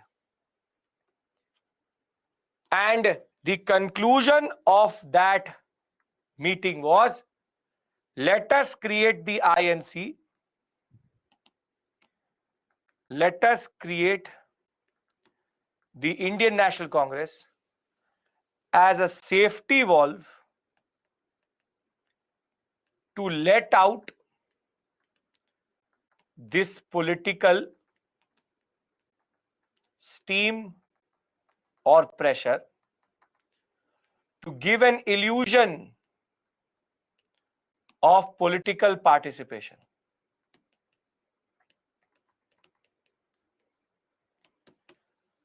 It's to release the pressure. I'll tell you what that safety valve is. If you ever see the pressure cooker, the pressure cooker has a CT that which you see here. But if you ever see a pressure cooker very closely, you will see that there's also a small valve here. There's a very small valve here. So what happens is that for some reason this doesn't work. The valve melts and it gives off steam. This is called safety valve. So the concept which Wedderburn is technically arguing is that because AOUM knew that political pressure and political turmoil and political unrest was so much, we needed to do a drama, and Dufferin and AOUM will create the INC as a conspiracy. Basically, the core ideology concept is that the INC was formed as a conspiracy of Dufferin and Hume. Are you getting the basic Mangadant Kahani which has been created? You getting the point? Okay. Now you will say, sir, is it true? And the answer to this question is no. Because as soon as we got independence, the first thing which all historians tried to find is the 7 volumes. They don't exist. Second, they went in to see any records of Dufferin meeting Hume. That is also not there. Further, they tried to check if there was any intelligence report or any communication within the British, because they record everything, about the INC before 1885. So if the Indian National Congress was referred to in any file before 1885, it would mean that there was some form of understanding which is the British had. 1885, before 1885, there is no mention of INC. It's only after 1885 that we see the INC being referred to. So this safety valve concept was actually created by Dufferin and by Wedderburn to, in a way, sanitize the image of Hume. Because Hume is the same person who created the body which technically ended British rule in India. But how does he show that A.O. Hume did it out of goodwill or out of a conspiracy? Now the concept is very simple. Now try to understand this. The INC in the initial phase will be moderate, meaning conservative. And this word safety valve was actually not given by Wedderburn. This word safety valve was actually given by Lala Lajpat Rai in order to criticize the British and the INC, that the INC is very mild. R.C. Dutt and Lala Lajpat Rai both said that you are a mouthpiece of the British. So the concept of safety valve was actually not given by Wedderburn. Wedderburn used this as a conspiracy of Hume and Dufferin. But we call it safety valve theory because Lala Lajpat Rai used it to actually criticize the INC. Now, first and foremost point is there is this story of 7 volumes, another 1857, and political steam, conspiracy of Hume and Dufferin. Is this story clear first to you? Because then I'll systematically create an understanding. The story makes sense. Yes? Now, you understand the story. The second aspect is, please understand it very simply. The story says very, very simply that don't ask me questions now. Don't write anything right now. Listen to me and then ask me a question, because you're asking me questions which I'm going to answer. Right now, just listen to me. Stop typing. Listen to me. Because a lot of you are saying no and you're the same people who are writing questions. So listen to me. The Wedderburn writes the biography of the INC, a biography of A.O. Hume. A.O. Hume was instrumental in the first meeting of the INC. Hereafter, Wedderburn is going to write a biography.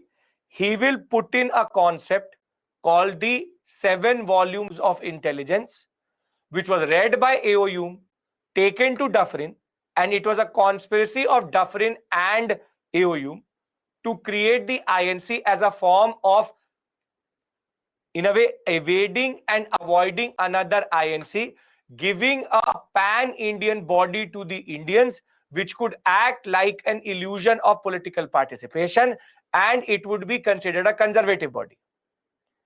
Therefore, if somebody asks Wedderburn, why did A.O. Hume do what he did?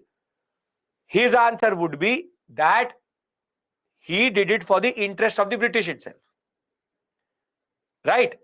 In Wedderburn's understanding, A.O. Hume is a hero because he saved the British from another eye in 1857. Yes or no? Yes. In a way, that says that he saved the British from another 1857. Now, the INC will be formed. INC initially till 1905. Between the first 20 years, it is going to be a conservative body. I'll discuss moderates with you. So now, Lala Lajpat Rai, an extremist, R.C. Dutt and Lala Lajpat Rai will find INC politics frustrating. So they will say that Wedderburn was right. You are nothing but a conspiracy of the British. So you are nothing but a safety valve. So Lala Lajpat Rai is not trying to actually say, he's trying to express his frustration. So Lala Lajpat Rai's words should not be seen as the testimony that it is a safety valve. He's just trying to criticize the moderate leaders. So now the question comes, is the safety valve theory actually true, or this conspiracy actually true? And the answer to that question is, there is no historical record of that. There's no communication, there's no documents, nothing at all.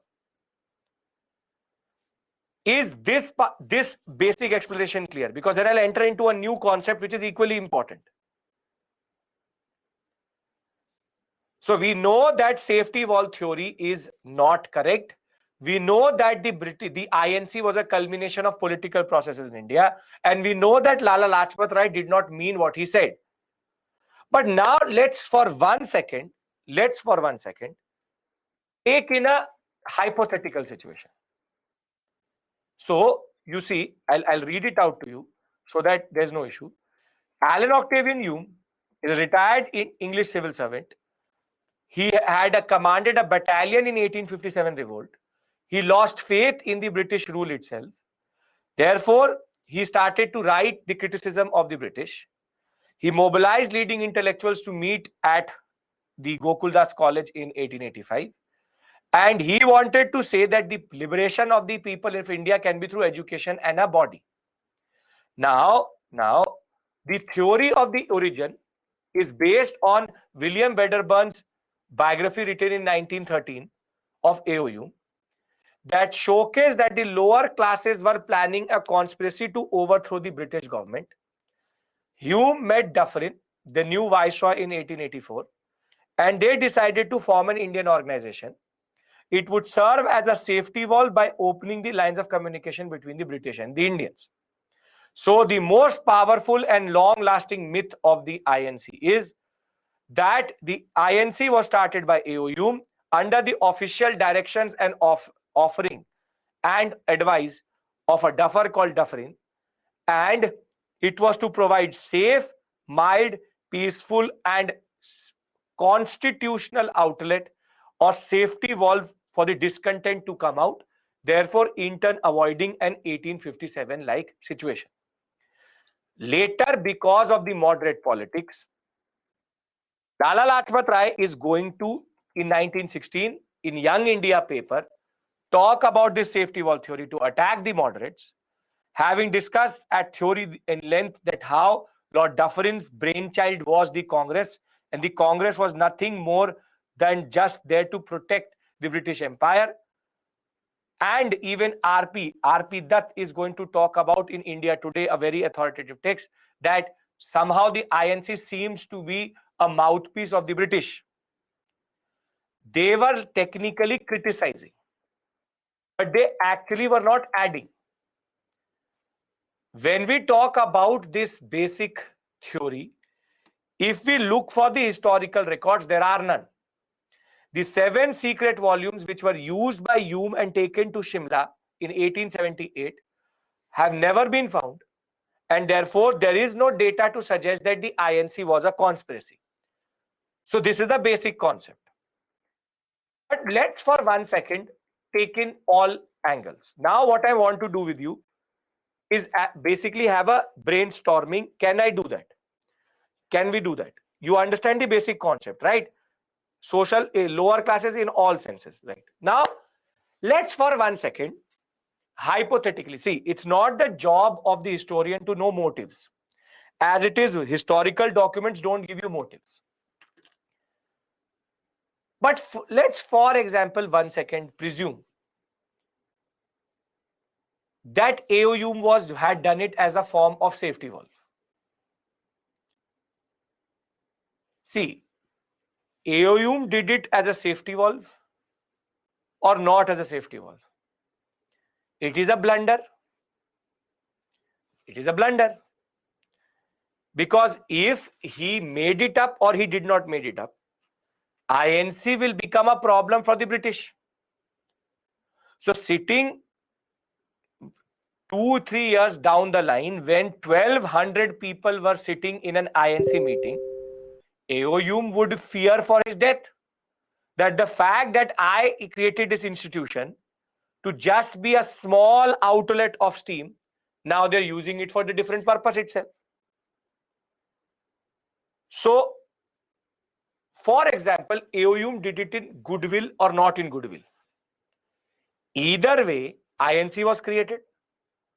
And now you tell me one thing, when in 1947 the British will leave, will they ever agree to the fact that we created the INC?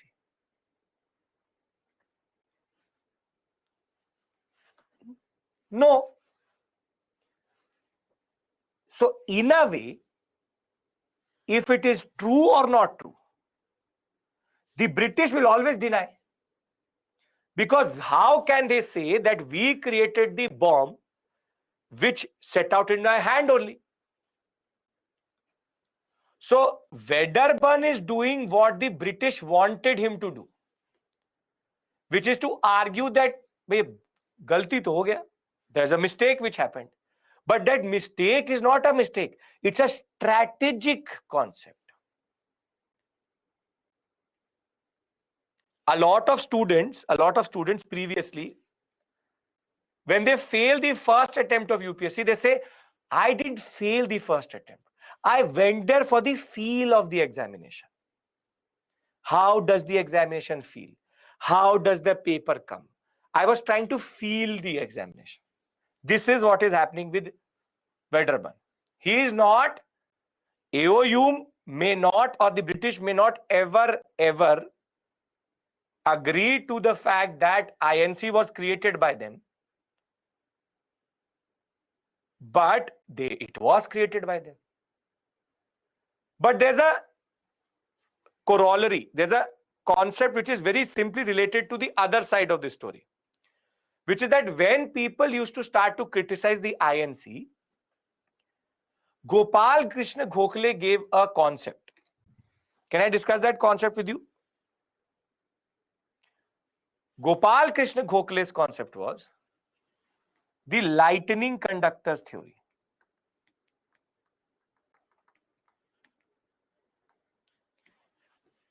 What is a lightning conductor? So on very high rise buildings, there's always a small iron lightning conductor, so that if lightning hits it, it does not hit the building, it is conducted to the ground. So basically, big buildings are saved by lightning conductors. Now, Gopal Krishna Gokhale says that you say that Hume used us. What if I say to you that we used you? Would the British ever allow 72 Indians to book a conference hall in Gokuldas College? No. Would the British ever allow 1200 people to come and talk about the political existence of India and the exploitation of India? No. So Gopal Krishna Gokhale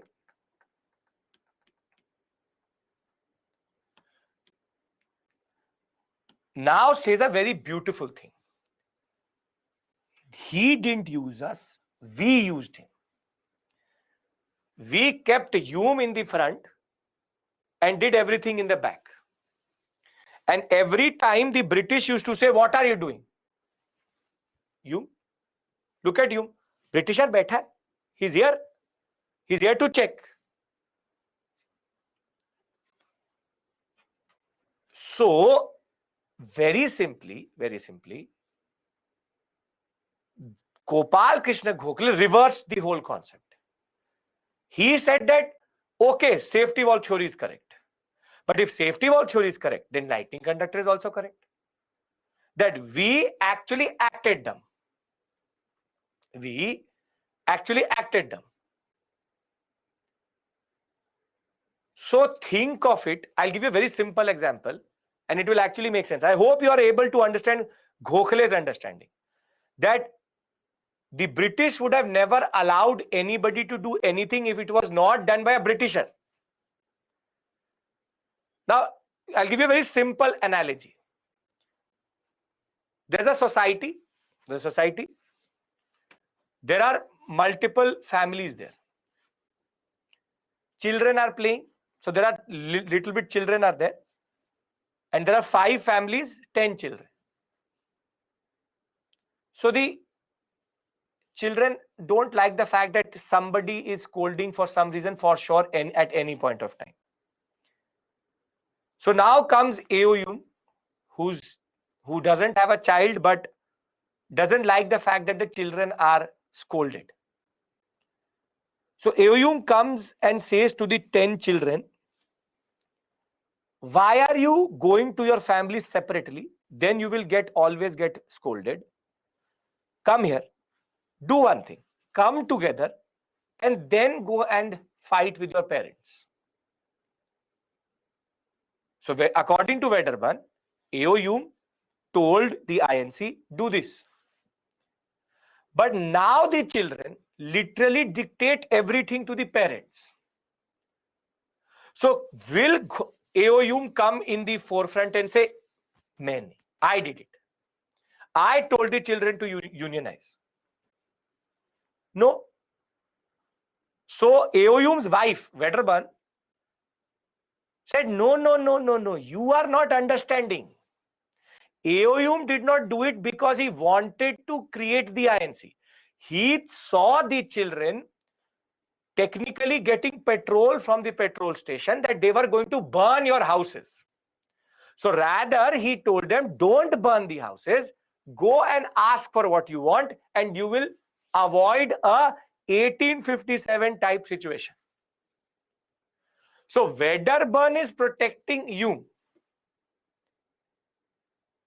But the children will say, Gopal Krishna Khokhle in the children, he says to the other parents, this was the plan all along. We were never going to use the petrol. We rather only did the petrol drama because we knew that Hume will look at it. So we bought the petrol in front of Hume itself, so that he would ask us to unionize. If we had unionized on our own, nobody would have supported us. Now Hume supported us. So to just put it in historical context, Hume created, whatever be the reason, yes, good or bad, he had an intention to do it or not to do it.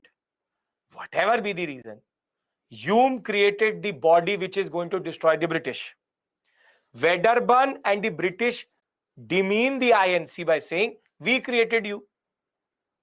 Gokhale says, okay, you created us. No, you did not use us, we used you. Hume was the puppet in our hands, which was necessary to create a body which was pan-Indian. Only because Hume was there, you allowed us to exist without disbanding us. So if in the exam it says lightning conductor theory or safety valve theory, are you in a position to differentiate between the two and understand what it actually means? Yes. Safety valve says British created INC.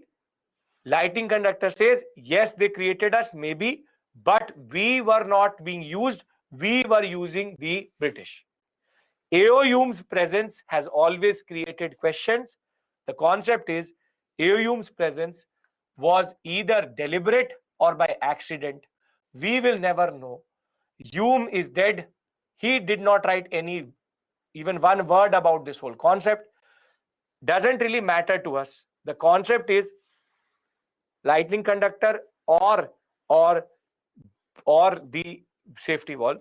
For us, what is the INC? The INC is the culmination of a larger tradition of nationalism. The foundation of the INC was not a sudden historical event. It is a culmination of the political awakening of the people between 1860 to 70s.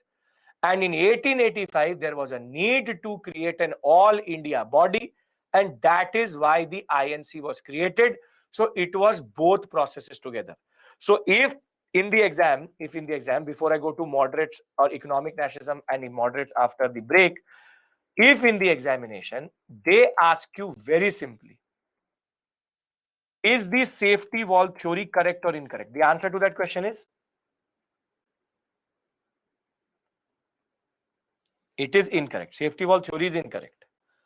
Thereafter, if they ask you, what was the reason for INC formation?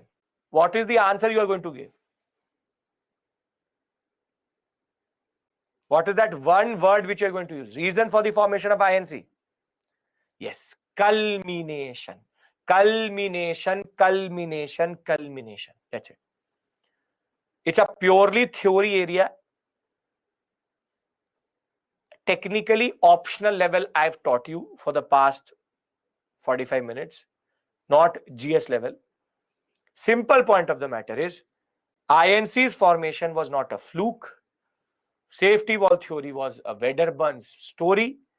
No historical record to prove it. INC should not be seen as a sudden spontaneous concept. It should be seen as the concept of culmination of nationalistic feeling, which was already there in the pre-INC associations. Done? How can we say no to safety valve theory? Because there is no historical record and it's Wedderburn's understanding. That's it. Done? Can we break and then talk about economic nationalism once we come back? Don't try to complicate it and don't bring in emotions. And I'm saying it is not true, it is not true. As it is, if it is true, then Gokhale is also right. If it is not true, then Gokhale is also incorrect. For us, it is immaterial. For the love of God, never in the examination go and write that the body which gave you Sardar Patel, the body which gave you Nehru, with the body which gave you Rajendra Prasad, the body which gave you Gandhi, Subhash Chandra Bose, was a body which was created by the British as a conspiracy. So as much as you want to disagree with me, doesn't really matter.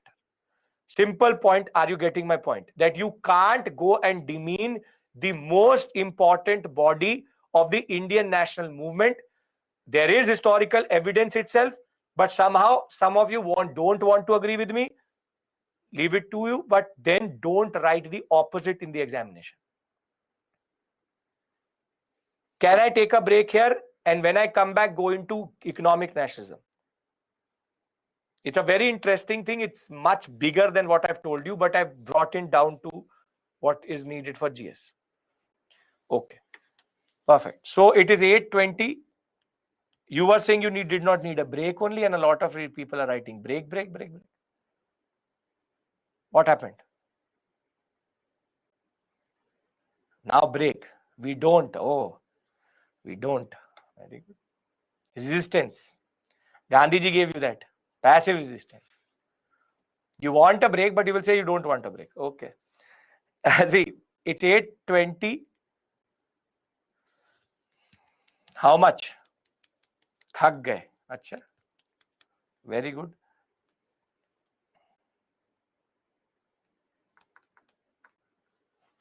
Okay. 10 to 15. 30 minutes बोल दो. Okay. 8:30. 10 minutes. See you.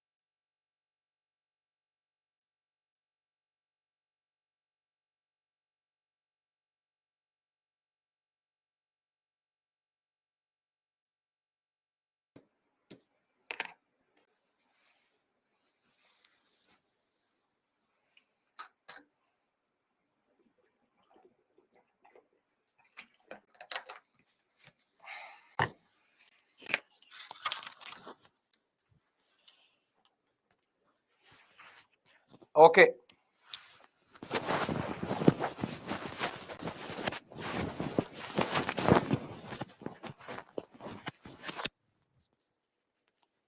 Yes, Ilma, that is perfect.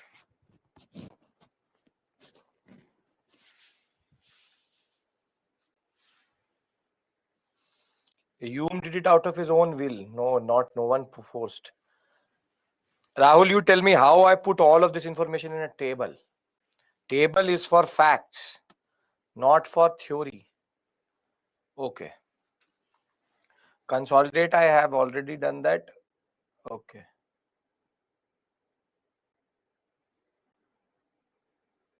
What is your question? What is the difference between the two theories? One says British used INC, the other one says INC used British. That is the difference. No, you don't have to criticize. See, you have to deny safety valve theory. You can talk about an extension of it, which is say the concept of lightning conductor, but you have to make a very simple stance that the INC was not found by either. It was formed by a culmination. That's it. Okay. Can we now talk about economic nationalism? Now we are entering nationalism.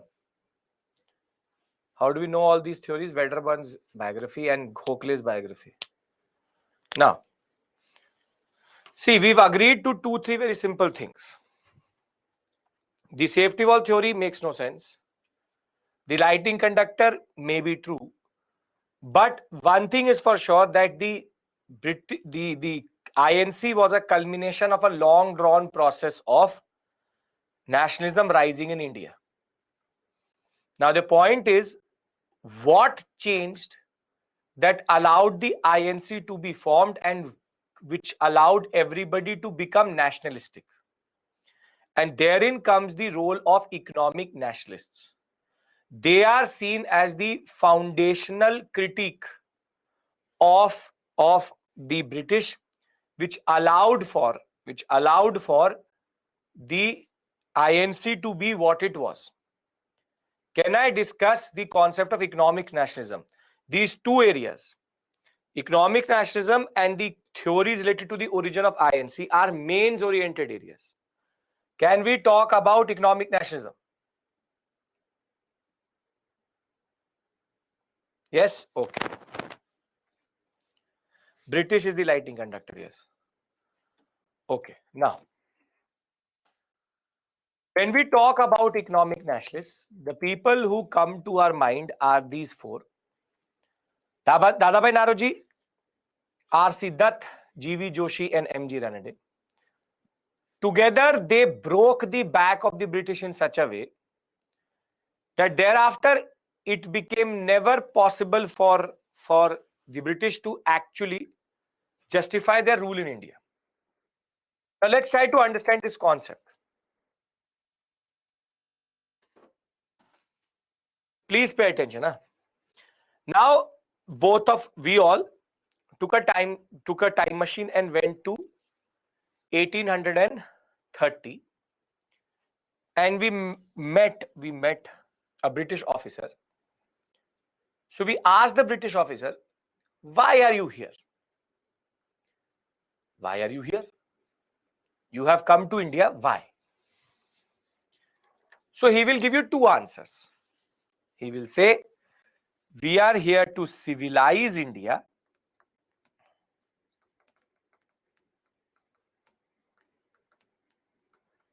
and we are here to develop India.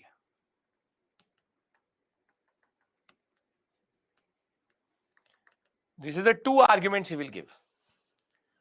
A moral justification, the white man's self-inflicted white man's burden. And second, that we are the mighty British. We are the nation which industrialized the first. So we will help develop India.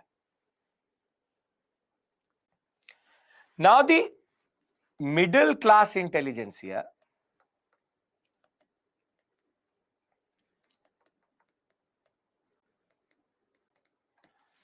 or let's use the middle class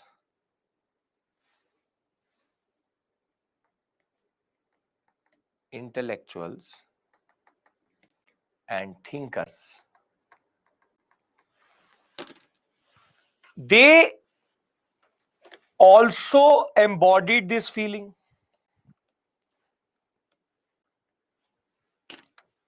They also embodied this feeling.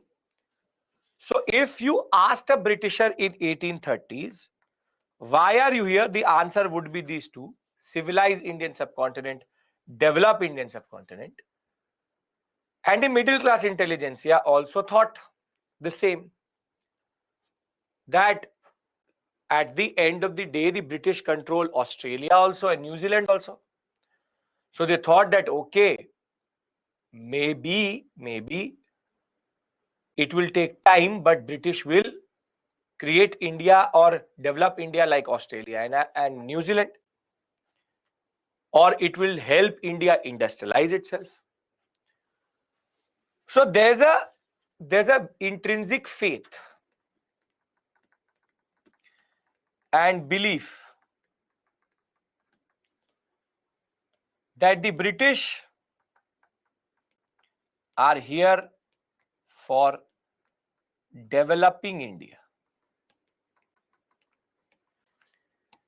This faith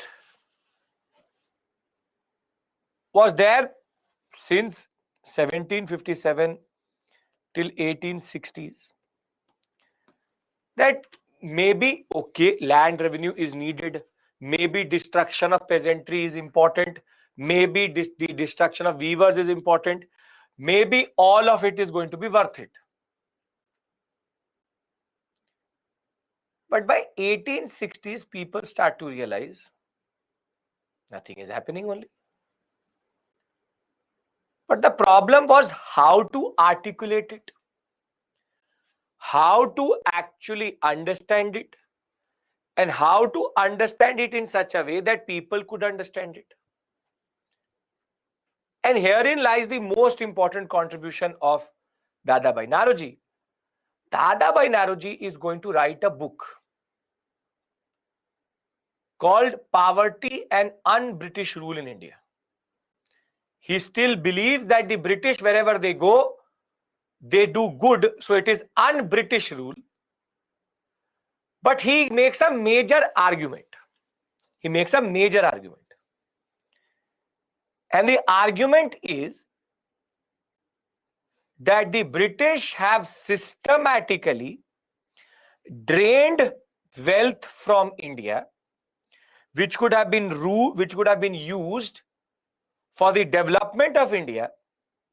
So it is not the development of the underdeveloped, but it is the underdevelopment of the developed. Wherein he argued for the first time that poverty, famines, all are not natural, but a consequence of the British economic policy. Now, why is this argument so important? Because in one go, the moral justification, the economic justification was gone. That the British are trying, we are here to develop. Dadabhai Naoroji says, no, you're not. So the economic nationalists, for example, Dadabhai Naoroji is going to give this theory. He will give a quantifiable data. Then G.V. Joshi will prove it. Then M.G. Ranade is going to prove it. Then R. Siddharth is going to prove it. Basically, all these four thinkers together will systematically create a corpus of literature, a whole theory which is called the drain of wealth theory. And the drain of wealth theory will very simply prove that the British have been looting India. It will take them 100 years to do it. This looting was happening for close to 100 years. But unfortunately, we had an intrinsic faith which did not allow us to see what actually the British were actually doing. So, simple point of the matter is, in the economic realm, the expectation from the British was that as an emerging industrial giant, with the help of their technology, they would develop India into a proper metropole, a proper industrialized society with modern sciences, technology, and capitalist economic organization. The early Indian nationalists were unaware or rather, though they were aware that there are political, psychological, economic disabilities of foreign domination, but they still supported colonial rule because they thought that somehow India will develop. Simple point is they still believed that the British are going to do something. The expectation was after all famines, after all deindustrialization, maybe the result is going to be a very developed Indian subcontinent, a very modern civilization. However, the disillusionment will come in 1860s. By 1860s, it became clear that the way India is developing, it is not going forward, but rather regressing. So this slow but sure decision means that the basic illusion of development is gone. Maya is gone. In the sense that simple point is, we believed that British are going to do good things, but by 1860, everybody started to realize the British aren't doing anything generally. And this disillusionment will be confirmed by these four very important men, because they will very systematically create an understanding. Are you getting the reason why after 1860s only we get nationalism and not before it? There is no nationalism before 1860s, because before 1860s we tended to believe in the British. After 1860s, we start believing in the British, and the same people who were supporting the British now became the reason or the leaders who will actually challenge British rule. Are we clear about this? Are you getting? Is this making sense? See, I'm trying to do very simple thing. All is logical. There's nothing where you need to rectify. Simple point is, my question to you was, or to us was, why 1860s only? Why organizations did not come in 1800? And the reason is that before 1860s, there's an intrinsic faith. That intrinsic faith needed to fade away, and that will only fade away because of these four important personalities. So now can I develop the safety, the drain of wealth theory in front of you vis-a-vis what they actually said? Yes? Perfect. Great. So let's understand it. So Dadabhai Naoroji, through his text called The Poverty and Un-British Rule in India, he argued about the drain of wealth. He was the first man to say that poverty was not due to internal factors, but due to colonial rule. Materially, the British rule only caused impoverishment, and it was like a knife of sugar, meethi churi. 1/4 of Indian revenue goes out of the country and gets added to the resources of England. Now, this is the interesting point. They tried to quantify it also.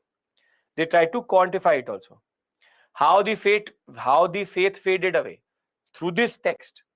Because now Dadabhai Naoroji has proved to the Indians that your faith that British are going to develop India, that has gone. That has gone because he literally proves that the past 100 years is a testimony to the fact that they have not developed India but underdeveloped India. Further, R.C. Dutt will argue in the drain theory in his book Economic History of India in 1901, and he will give a very beautiful analogy that the taxes collected here goes up like moisture sucked by the sun, but it does not descend as rain in India, but as rain in another land itself. So he's actually arguing that the taxes get collected from India. So the cloud of taxes is created. Rather than that cloud raining on India itself, it goes to England and then rains. So the moisture, which is the money, is taken from India and is very beautifully taken to different channels to England. G.V. Joshi will argue that the expenditure on railways should be seen as Indian subsidy to British industries. because the money which they push in for railways is to exploit us more. He advocated for reducing high land tax, salt tax, and more than that, favored imposition of income tax and import duties. He also said a lot of money was being pushed into the army. Further, MG Ranade will write an essay in 1899 called the Essay on Indian Economics. He will say that heavy industries and Western education should have been the foundational understanding of our Indian economy, but that did not happen. The simple point of the matter is, why is that their contribution is so important? Because any regime is politically strong as long as people have faith in their moral purpose. The British was the combination of both physical force and moral purpose.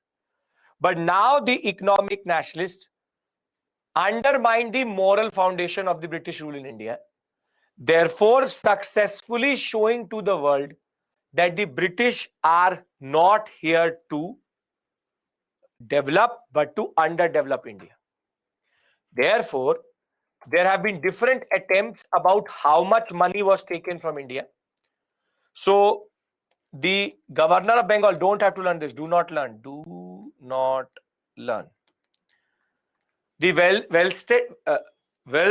The governor of Bengal said that 4.9 million means 49 lakhs. 49 lakh pounds went out of Bengal in the first 5 years of Diwani. RC Dutt argues that half of total net revenue, which is close to 20 million pounds, was taken away annually every year. Historian Doe says that it is 1.4 million pounds a year. MG Ranade would argue it is 1/3. On the other hand, William Digby, again a historian, says 30 million pounds annually. Dadabhai Naoroji claims 12 million pounds per annum, 1/4 of total revenue. It could be 7 million pounds, 17 million pounds generally, and less than 2% of India's export. Simple point is, Dadabhai Naoroji says that they took a surplus which could be used to develop India. They took a land revenue and impoverished our peasantry. They prevented full-fledged economic development by a capitalist economy. And simply, economy, when it is down, employment and income is also down. So the simple point of the matter is, before I go to moderates, what is the concept of the INC? See, the formation of the INC should be seen as a culmination of economic nationalist argument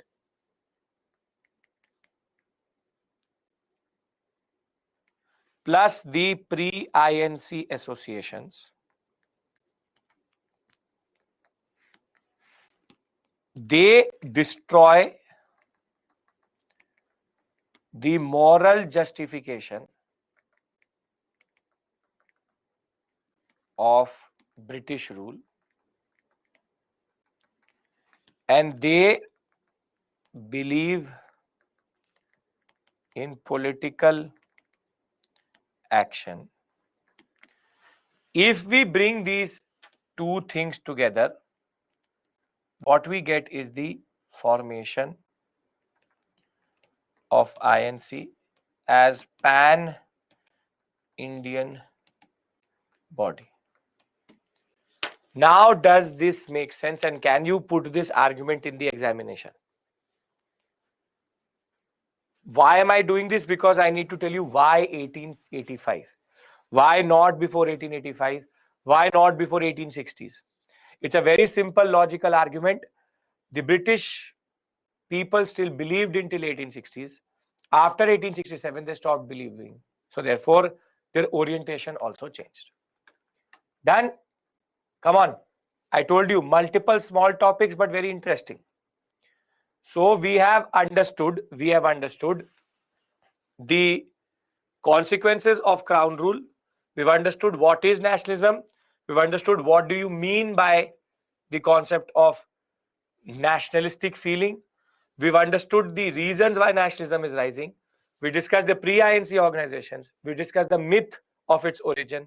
We've now discussed two basic building blocks which allowed for the formation of the INC: economic nationalistic critique and the pre-INC associations. Yes? Can I go into moderates? Last discussion for today. Come on, come on. Yes? Okay, perfect. Why it is not before 1860s? Because before 1860s, the middle class intelligentsia believed that the British are developing India. After that, they don't. Okay. What type of questions? I can give you one question if you want.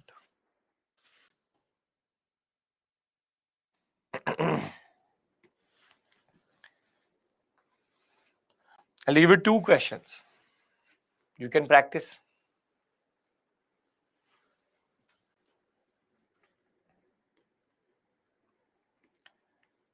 The formation of the Indian National Congress was not the fear of the British or a outlet for releasing political pressure, but much more than that. Do you agree?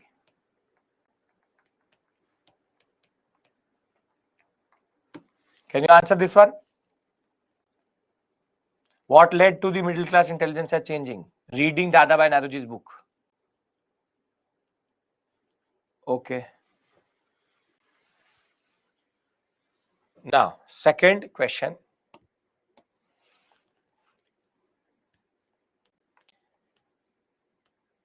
The economic nationalists destroyed an important pillar of British rule in India. Elucidate.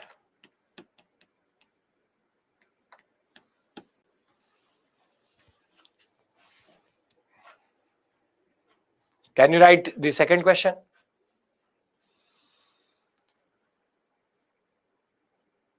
First question talks about it is the fear of the British would mean safety valve theory.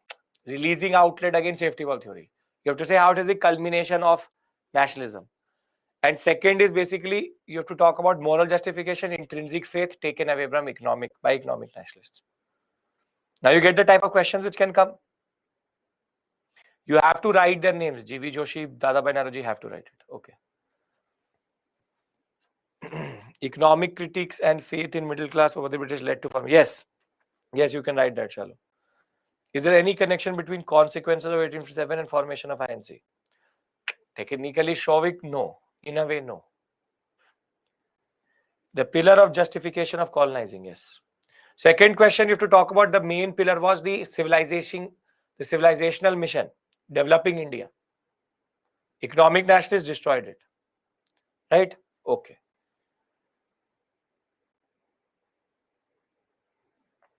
Sir, can I write date? You write date, but first learn it and then write it. But you'll learn it right now and not write it later. So it's totally your call. I don't care about dates, but at least you should know one date, 1885.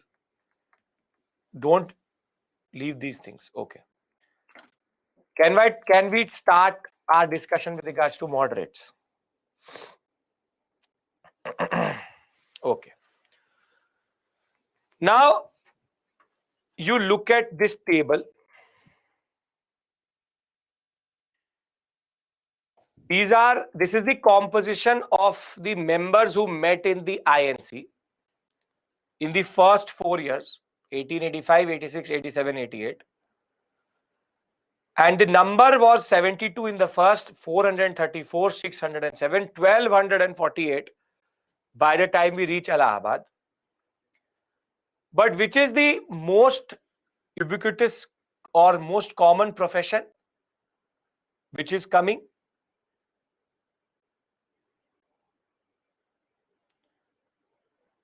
Shall you talk about the concept of the 1857 being a rude shock, and then how INC's formation was seen as avoiding an 1857? Lawyers. Lawyers were the single largest group which used to come. But what is common to the three? Lawyer, journalist, doctors. They are a product of modern education. They are a product of modern education. So you see how progressively the faith is evading that. More and more educated Indians started to meet at the INC. But why do we use this word moderate? Why do we use this word moderate or moderates? We call them moderates because of their method.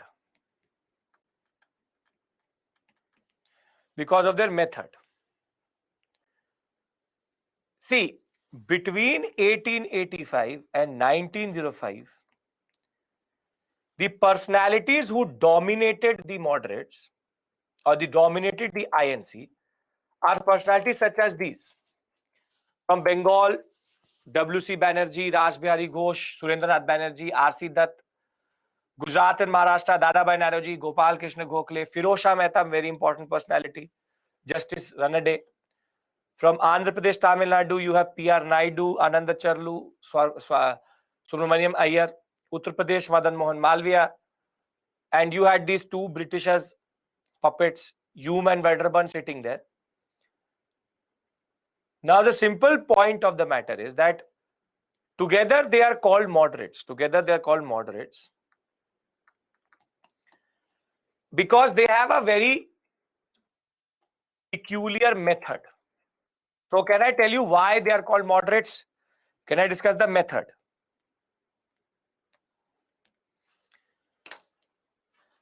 Now the method of the moderates is very simple. They have a twofold moderate concept. First, they said that, see, the British are good. It's just that they don't know what is happening in India. So let us do one thing. Let us capture the attention of the British and tell them what is happening. So the methodology of the moderates was, British want to do good. But उन्हें पता ही नहीं. They don't know that what is happening. That our peasants are burning, our crops are burning, people are dying. They don't know. So let's do one thing. Let's bring it to the attention of the British what is happening in India. So there's an innocence, yes, which is called the intrinsic faith in the British. And how will we tell them? Via what is called PPP. Prayer, petition, and constitutional protest. You first make the British understand the issue, and we will then use the three. So they will go to the British and say, please help us. Please, you should not exploit us. I am writing a petition that please help us, please give us positions in the ICS. You are the mighty British. The simple point is that moderates have an intrinsic faith in the British benevolence. That British are good. That is why Dadabhai Naoroji, un-British rule. British are good. British are good people. Good people. They do good, but they don't know about it. So please help us. Constitutional protest. 5 people will go and sit in front of the district magistrate's office. They will again say, please help us. Petition. I don't agree with you. Petition. Like the British actually cared. The simple point is moderates methodology is in a way very limited. So if you look at the concept of moderates, according to Desai, he's a historian, moderates stand for an immature beginning of the nationalistic movement, which will later become complete and mature. But it's because of their methodology, which is why that they're called moderates. The main complaint of the people of these men were that you are doing un-British things in India, not knowing that the British are properly British. The fact is that they have faith in the sense of justice, fair play, and honesty and integrity of the British. Too much they are asking from a Britisher. And they said that you have pledged that you will give us our own rule, home rule. So you should give it. The simple point of the matter is all of these men have a faith that the British are not cognizant of their activities. So it was about constitutional agitation, and there was a two-pronged approach. The moderates believed that the British basically wanted to be just to the Indians, but they were not aware of their real conditions. They wanted to save our peasantry, but they don't know what they are doing. So to achieve these ends, a two-pronged approach was there. Create a strong public opinion to arouse consciousness, nationalistic spirit, and educate and unite the people, and further persuade the British government through prayer, petition, and constitutional protest to change things. Now the point is moderate methodology. We'll talk about the demands later. When we talk about moderate methodology is based on 3 very simple things. Intrinsic faith. British are doing un-British things, but they want to do good things. So let us remind them that they should change, and we will do it through prayer, petition, and protest. This is called reforming colonialism, not rejecting colonialism. Are you getting my point? Why are moderates called moderates? Yes, intrinsic faith means intrinsic belief, internal faith. So they don't want colonialism to go away. They want to reform colonialism. That colonialism should be better, not rejecting colonialism.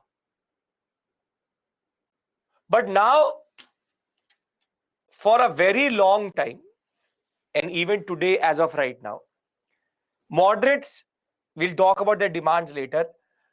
Let's assess the moderate mentality. Are we clear? Prayer, petition, protest. Are we clear? Intrinsic faith. Are we clear the concept of un-British rule? Are we clear who are the moderates? If these 3-4 points are clear, I want to analyze the moderates. We need to now again brainstorm. Can I do that with you? I can? Okay. Now, for a very long time, very, very long time, people have ridiculed the moderates. A lot of you are. That isn't it absurd? Had they lost their mind? Who are they? Moderates are always ridiculed. That समझ ही नहीं आ रहा है. They don't understand colonialism. But the moderates are actually quite smart. The moderates are smart because they know what they're doing.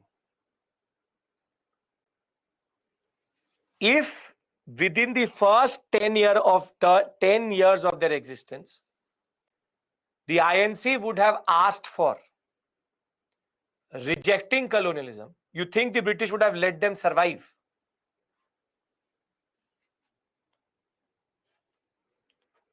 Their moderate mentality is not based on their concept of being moderates, is because they cannot be too radical, because if they will be, the British will ban the INC and kill every leader. So rather, moderates are smart and strategic. They only keep demands which look like reforming colonialism, because that way the British will never feel threatened by the INC. And more than that, India was not ready for the extremist phase in 1885. The historical role of the moderates was not please, was to create the foundation on which our Lal, Bal and Pal could exist. Lala Lajpat Rai, Bal Gangadhar Tilak and Bipin Chandra Pal. The fact of the matter is, extremists, Swadeshi movement, all these things could only exist if the foundation was not laid by the moderates. The moderates allowed the INC to mature in the first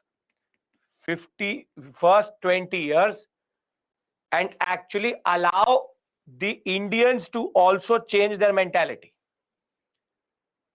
We went from reforming colonialism to rejecting colonialism, and I'll discuss moderates and extremist concept with you before we end. But the point of the matter is, you need to understand the master plan of the moderates. The moderates are not doing it because they don't understand colonialism. Maybe they have an intrinsic conservative streak. Maybe they have an intrinsic faith. The moderates are the boiling phase. When you have to make rice, you have to boil water. Rice put into cold water will never make you good rice. They are the slow burner which allow for the Indian nationalistic pot to boil. And therein, when people will say boycott, then it will be possible. So please, in the examination, if they ask you what was the role or what was their historical importance, the historical importance of their methodology was to remain under radar, was to act. Still, the British hated the INC quite a lot, because the INC was sent a message from the Dufferin that you only take social issues, no political issues. But the INC did not agree. So Dufferin and all actually used to ridicule the INC quite a lot. But the basic point was, you can't be an extremist first. Everybody has a moderate phase. And I can give you a very simple example also. Very simple example. Am I making sense? Is this argument of foundational understanding of nationalism making sense? I'll give a very simple example. And it pertains to you only. It pertains to you only. You want a new phone. You want a new phone? You will first be a moderate. Please, messages to your parents for money. Please, I'll do anything you say. Wash the utensils also. Take out the trash also. Moderates. You have an intrinsic faith that because if you will be, your parents don't know that you need a new phone. So if you will make them cognizant of the need for the phone, maybe they will give you a phone. So please. But you are building up to something bigger. You will go through your moderate phase. And then what will happen is that once everything is ready, you will go become an extremist. Then they will ask you to give the utensils, throw it away, stop helping them, listen and not listen only. You will thereafter start to protest in a different way altogether. You will say, I'll not do anything only. This is human nature. We all start at moderates. Even Gandhi had a moderate phase. We cannot be extremists. You can't be that you say to your parents, I want a phone, and you take your phone and break it in front of them. Can't be an extremist in the front only, right? That I won't sleep, I will jump off a bridge if you don't give me a phone. That is an extremist concept. You have to be a moderate first, then to become an extremist. Make sense, everybody? Meaning, please understand one thing. Extremists can't exist without the moderates. You're getting my point? Stop ridiculing their actions. Stop making a mockery of these leaders, because they are much, much, much smarter than what we actually think they are. They know that India is not ready. So they rather are making India ready whilst they play this long game of constitutional protest. Right? So when we look at their demands, you will see that they're very standard demands. Again, do not learn. Do not learn. But let's see their demands. Abolition of Indian Council because it prevented Secretary of State from working for Indian welfare. So they said that the problem is not the Secretary of State, but his 15 members. A new member in the Viceroy's Executive Council, but Indian. Increased participation in provincial and central legislature. 50% of elected representatives from local bodies, Chamber of Commerce and universities. New council for Northwestern Frontier Province and Punjab. 2 new provinces were being argued for. The budget should be referred to legislature. Discussion should be there, voting should be there. Right to appeal to the Standing Committee of House of Commons against the Government of India. So they're saying, we will go against you and say to the Parliament that the Secretary of State is corrupt. So these are called constitutional demands. They want to reform colonialism. Thereafter, their main demand was actually this, which is civil services examination reform.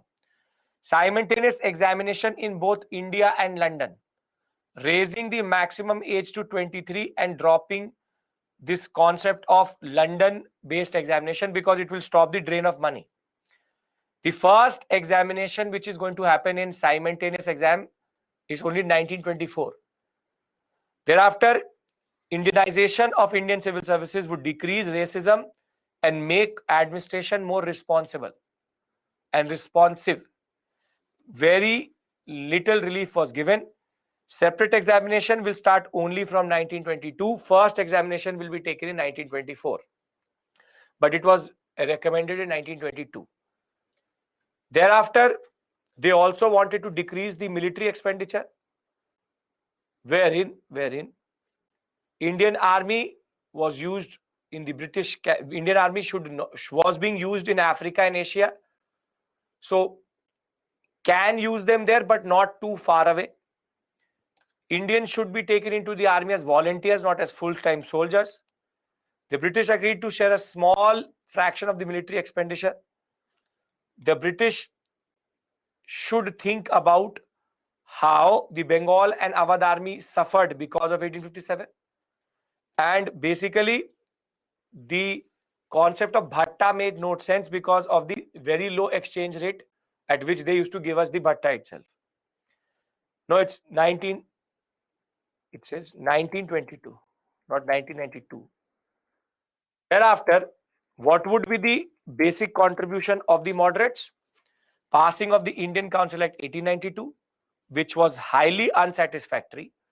And now the moderates will show to India that moderate methodology doesn't work because 1892 was an eyewash. This is the first thing we do tomorrow. What is their weakness? Did not believe in the masses, had no extremist approach, lack of pan-Indian organization, neglect of youth and women, urban-centric upper caste character, zamindars, neglected the rural masses itself.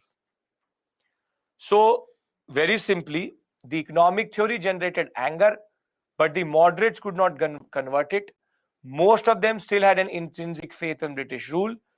Therefore, prayer, petition, and protest was their way of doing it. Failed to recognize the inherent contradiction between colonization and constitutionalism, that basically constitutional reform will do nothing, colonialism will always win. And high caste Hindu character, except for Badruddin Taibji, also was not helping. Simple point is, the INC was not ready to become extremist, and even India was not ready to have an extremist outlook. Are we clear with regards to moderate politics? Okay. Now, there are 3-4 things which I need to talk to you about, and then you can leave. First things first, we have to understand tomorrow. First thing we'll do what is called the Indian Council Acts 1861 and 1892, because before the INC formation and after the INC formation, there are 2 Council Acts: Indian Council Act 1861, Indian Council Act 1892. Second is, once we've discussed that, we'll go into Curzon's politics and we'll discuss the partition of Bengal, because the partition of Bengal is seen as the starting point of extremist politics in 1905.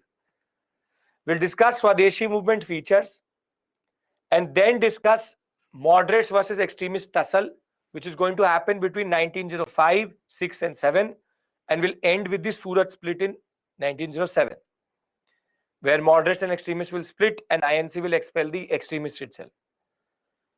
We will thereafter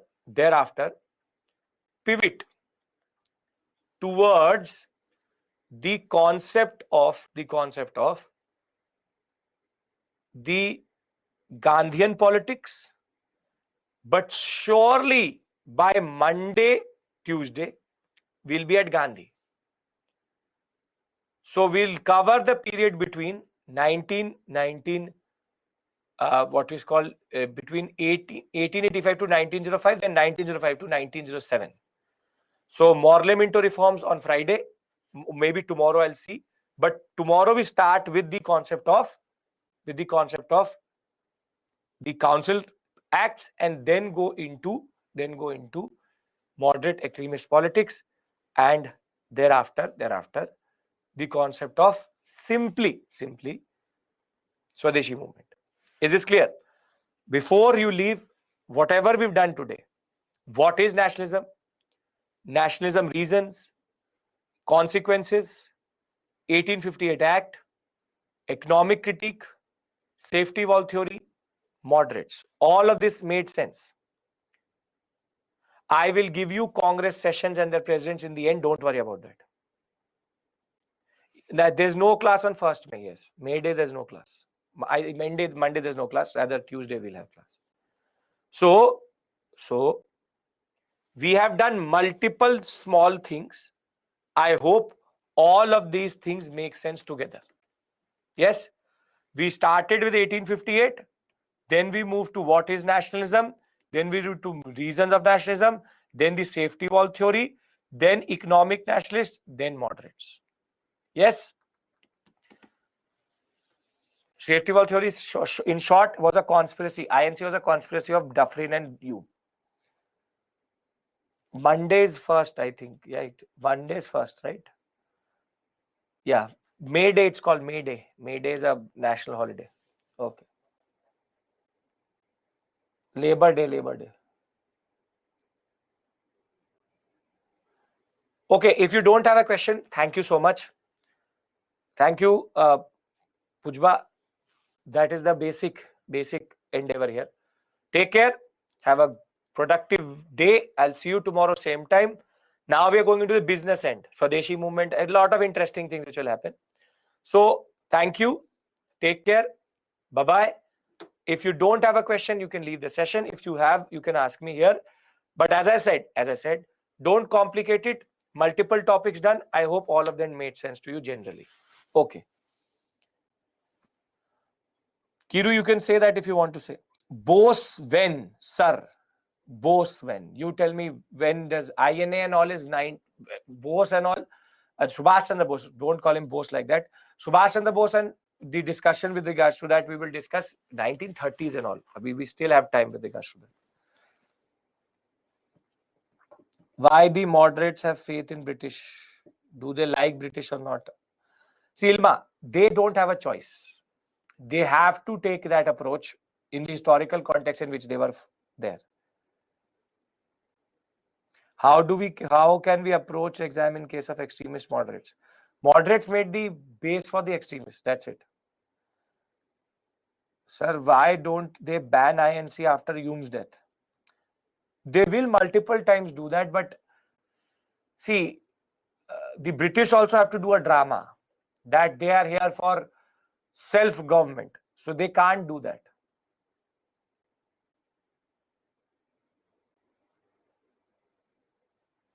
What type of questions from pre-INC should be most probably prelims oriented? Their location or their chronological order? Can we say that moderates help INC to develop deep roots in India? Sure. The Mithun, it will take 3 to 4 days to get evaluated answers. Well, Shreya, thank you for that. Yes, Larin, I'll be giving you timelines from tomorrow for next week. Once I'm covering certain areas, don't worry. Tomorrow itself we'll do timelines.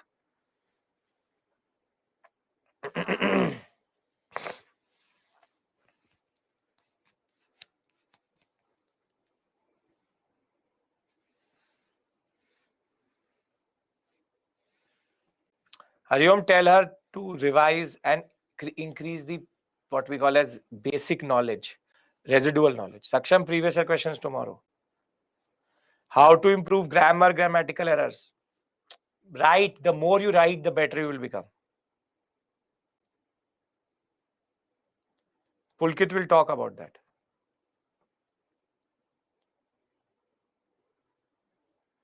Sneha, what do you mean by that? Is the PPT sufficient for revision? Yes.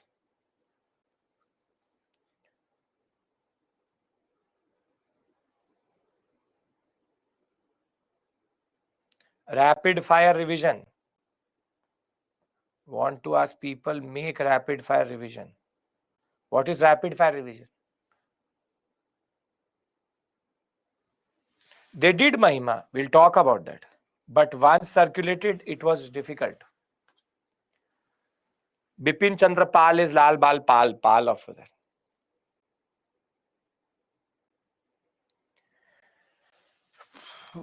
Okay.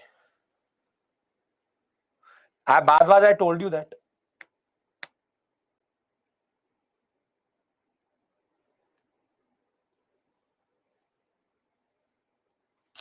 250 words, Devi, matters on your handwriting. How many words, how many pages it is.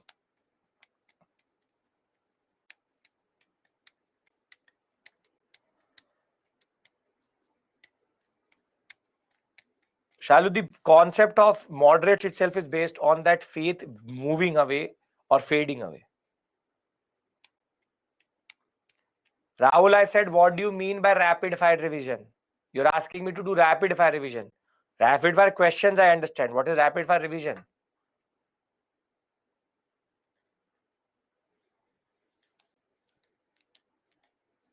You don't need to count the words. You can see how many, just by looking at a question, you can see actually how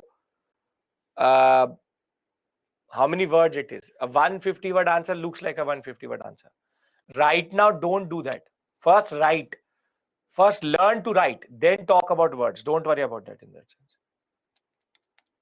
Very good, Hariom. Perfect.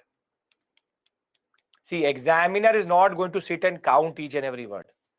But a 250 word answer, if 500 words is written, you can see it is 500.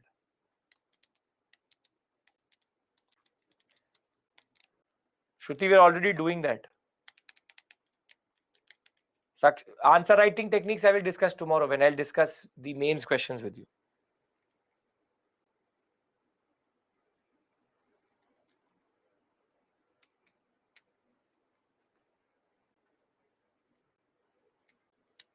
Okay. So I'll see you tomorrow. The SME is there for the next half an hour. Thank you. Take care and bye-bye.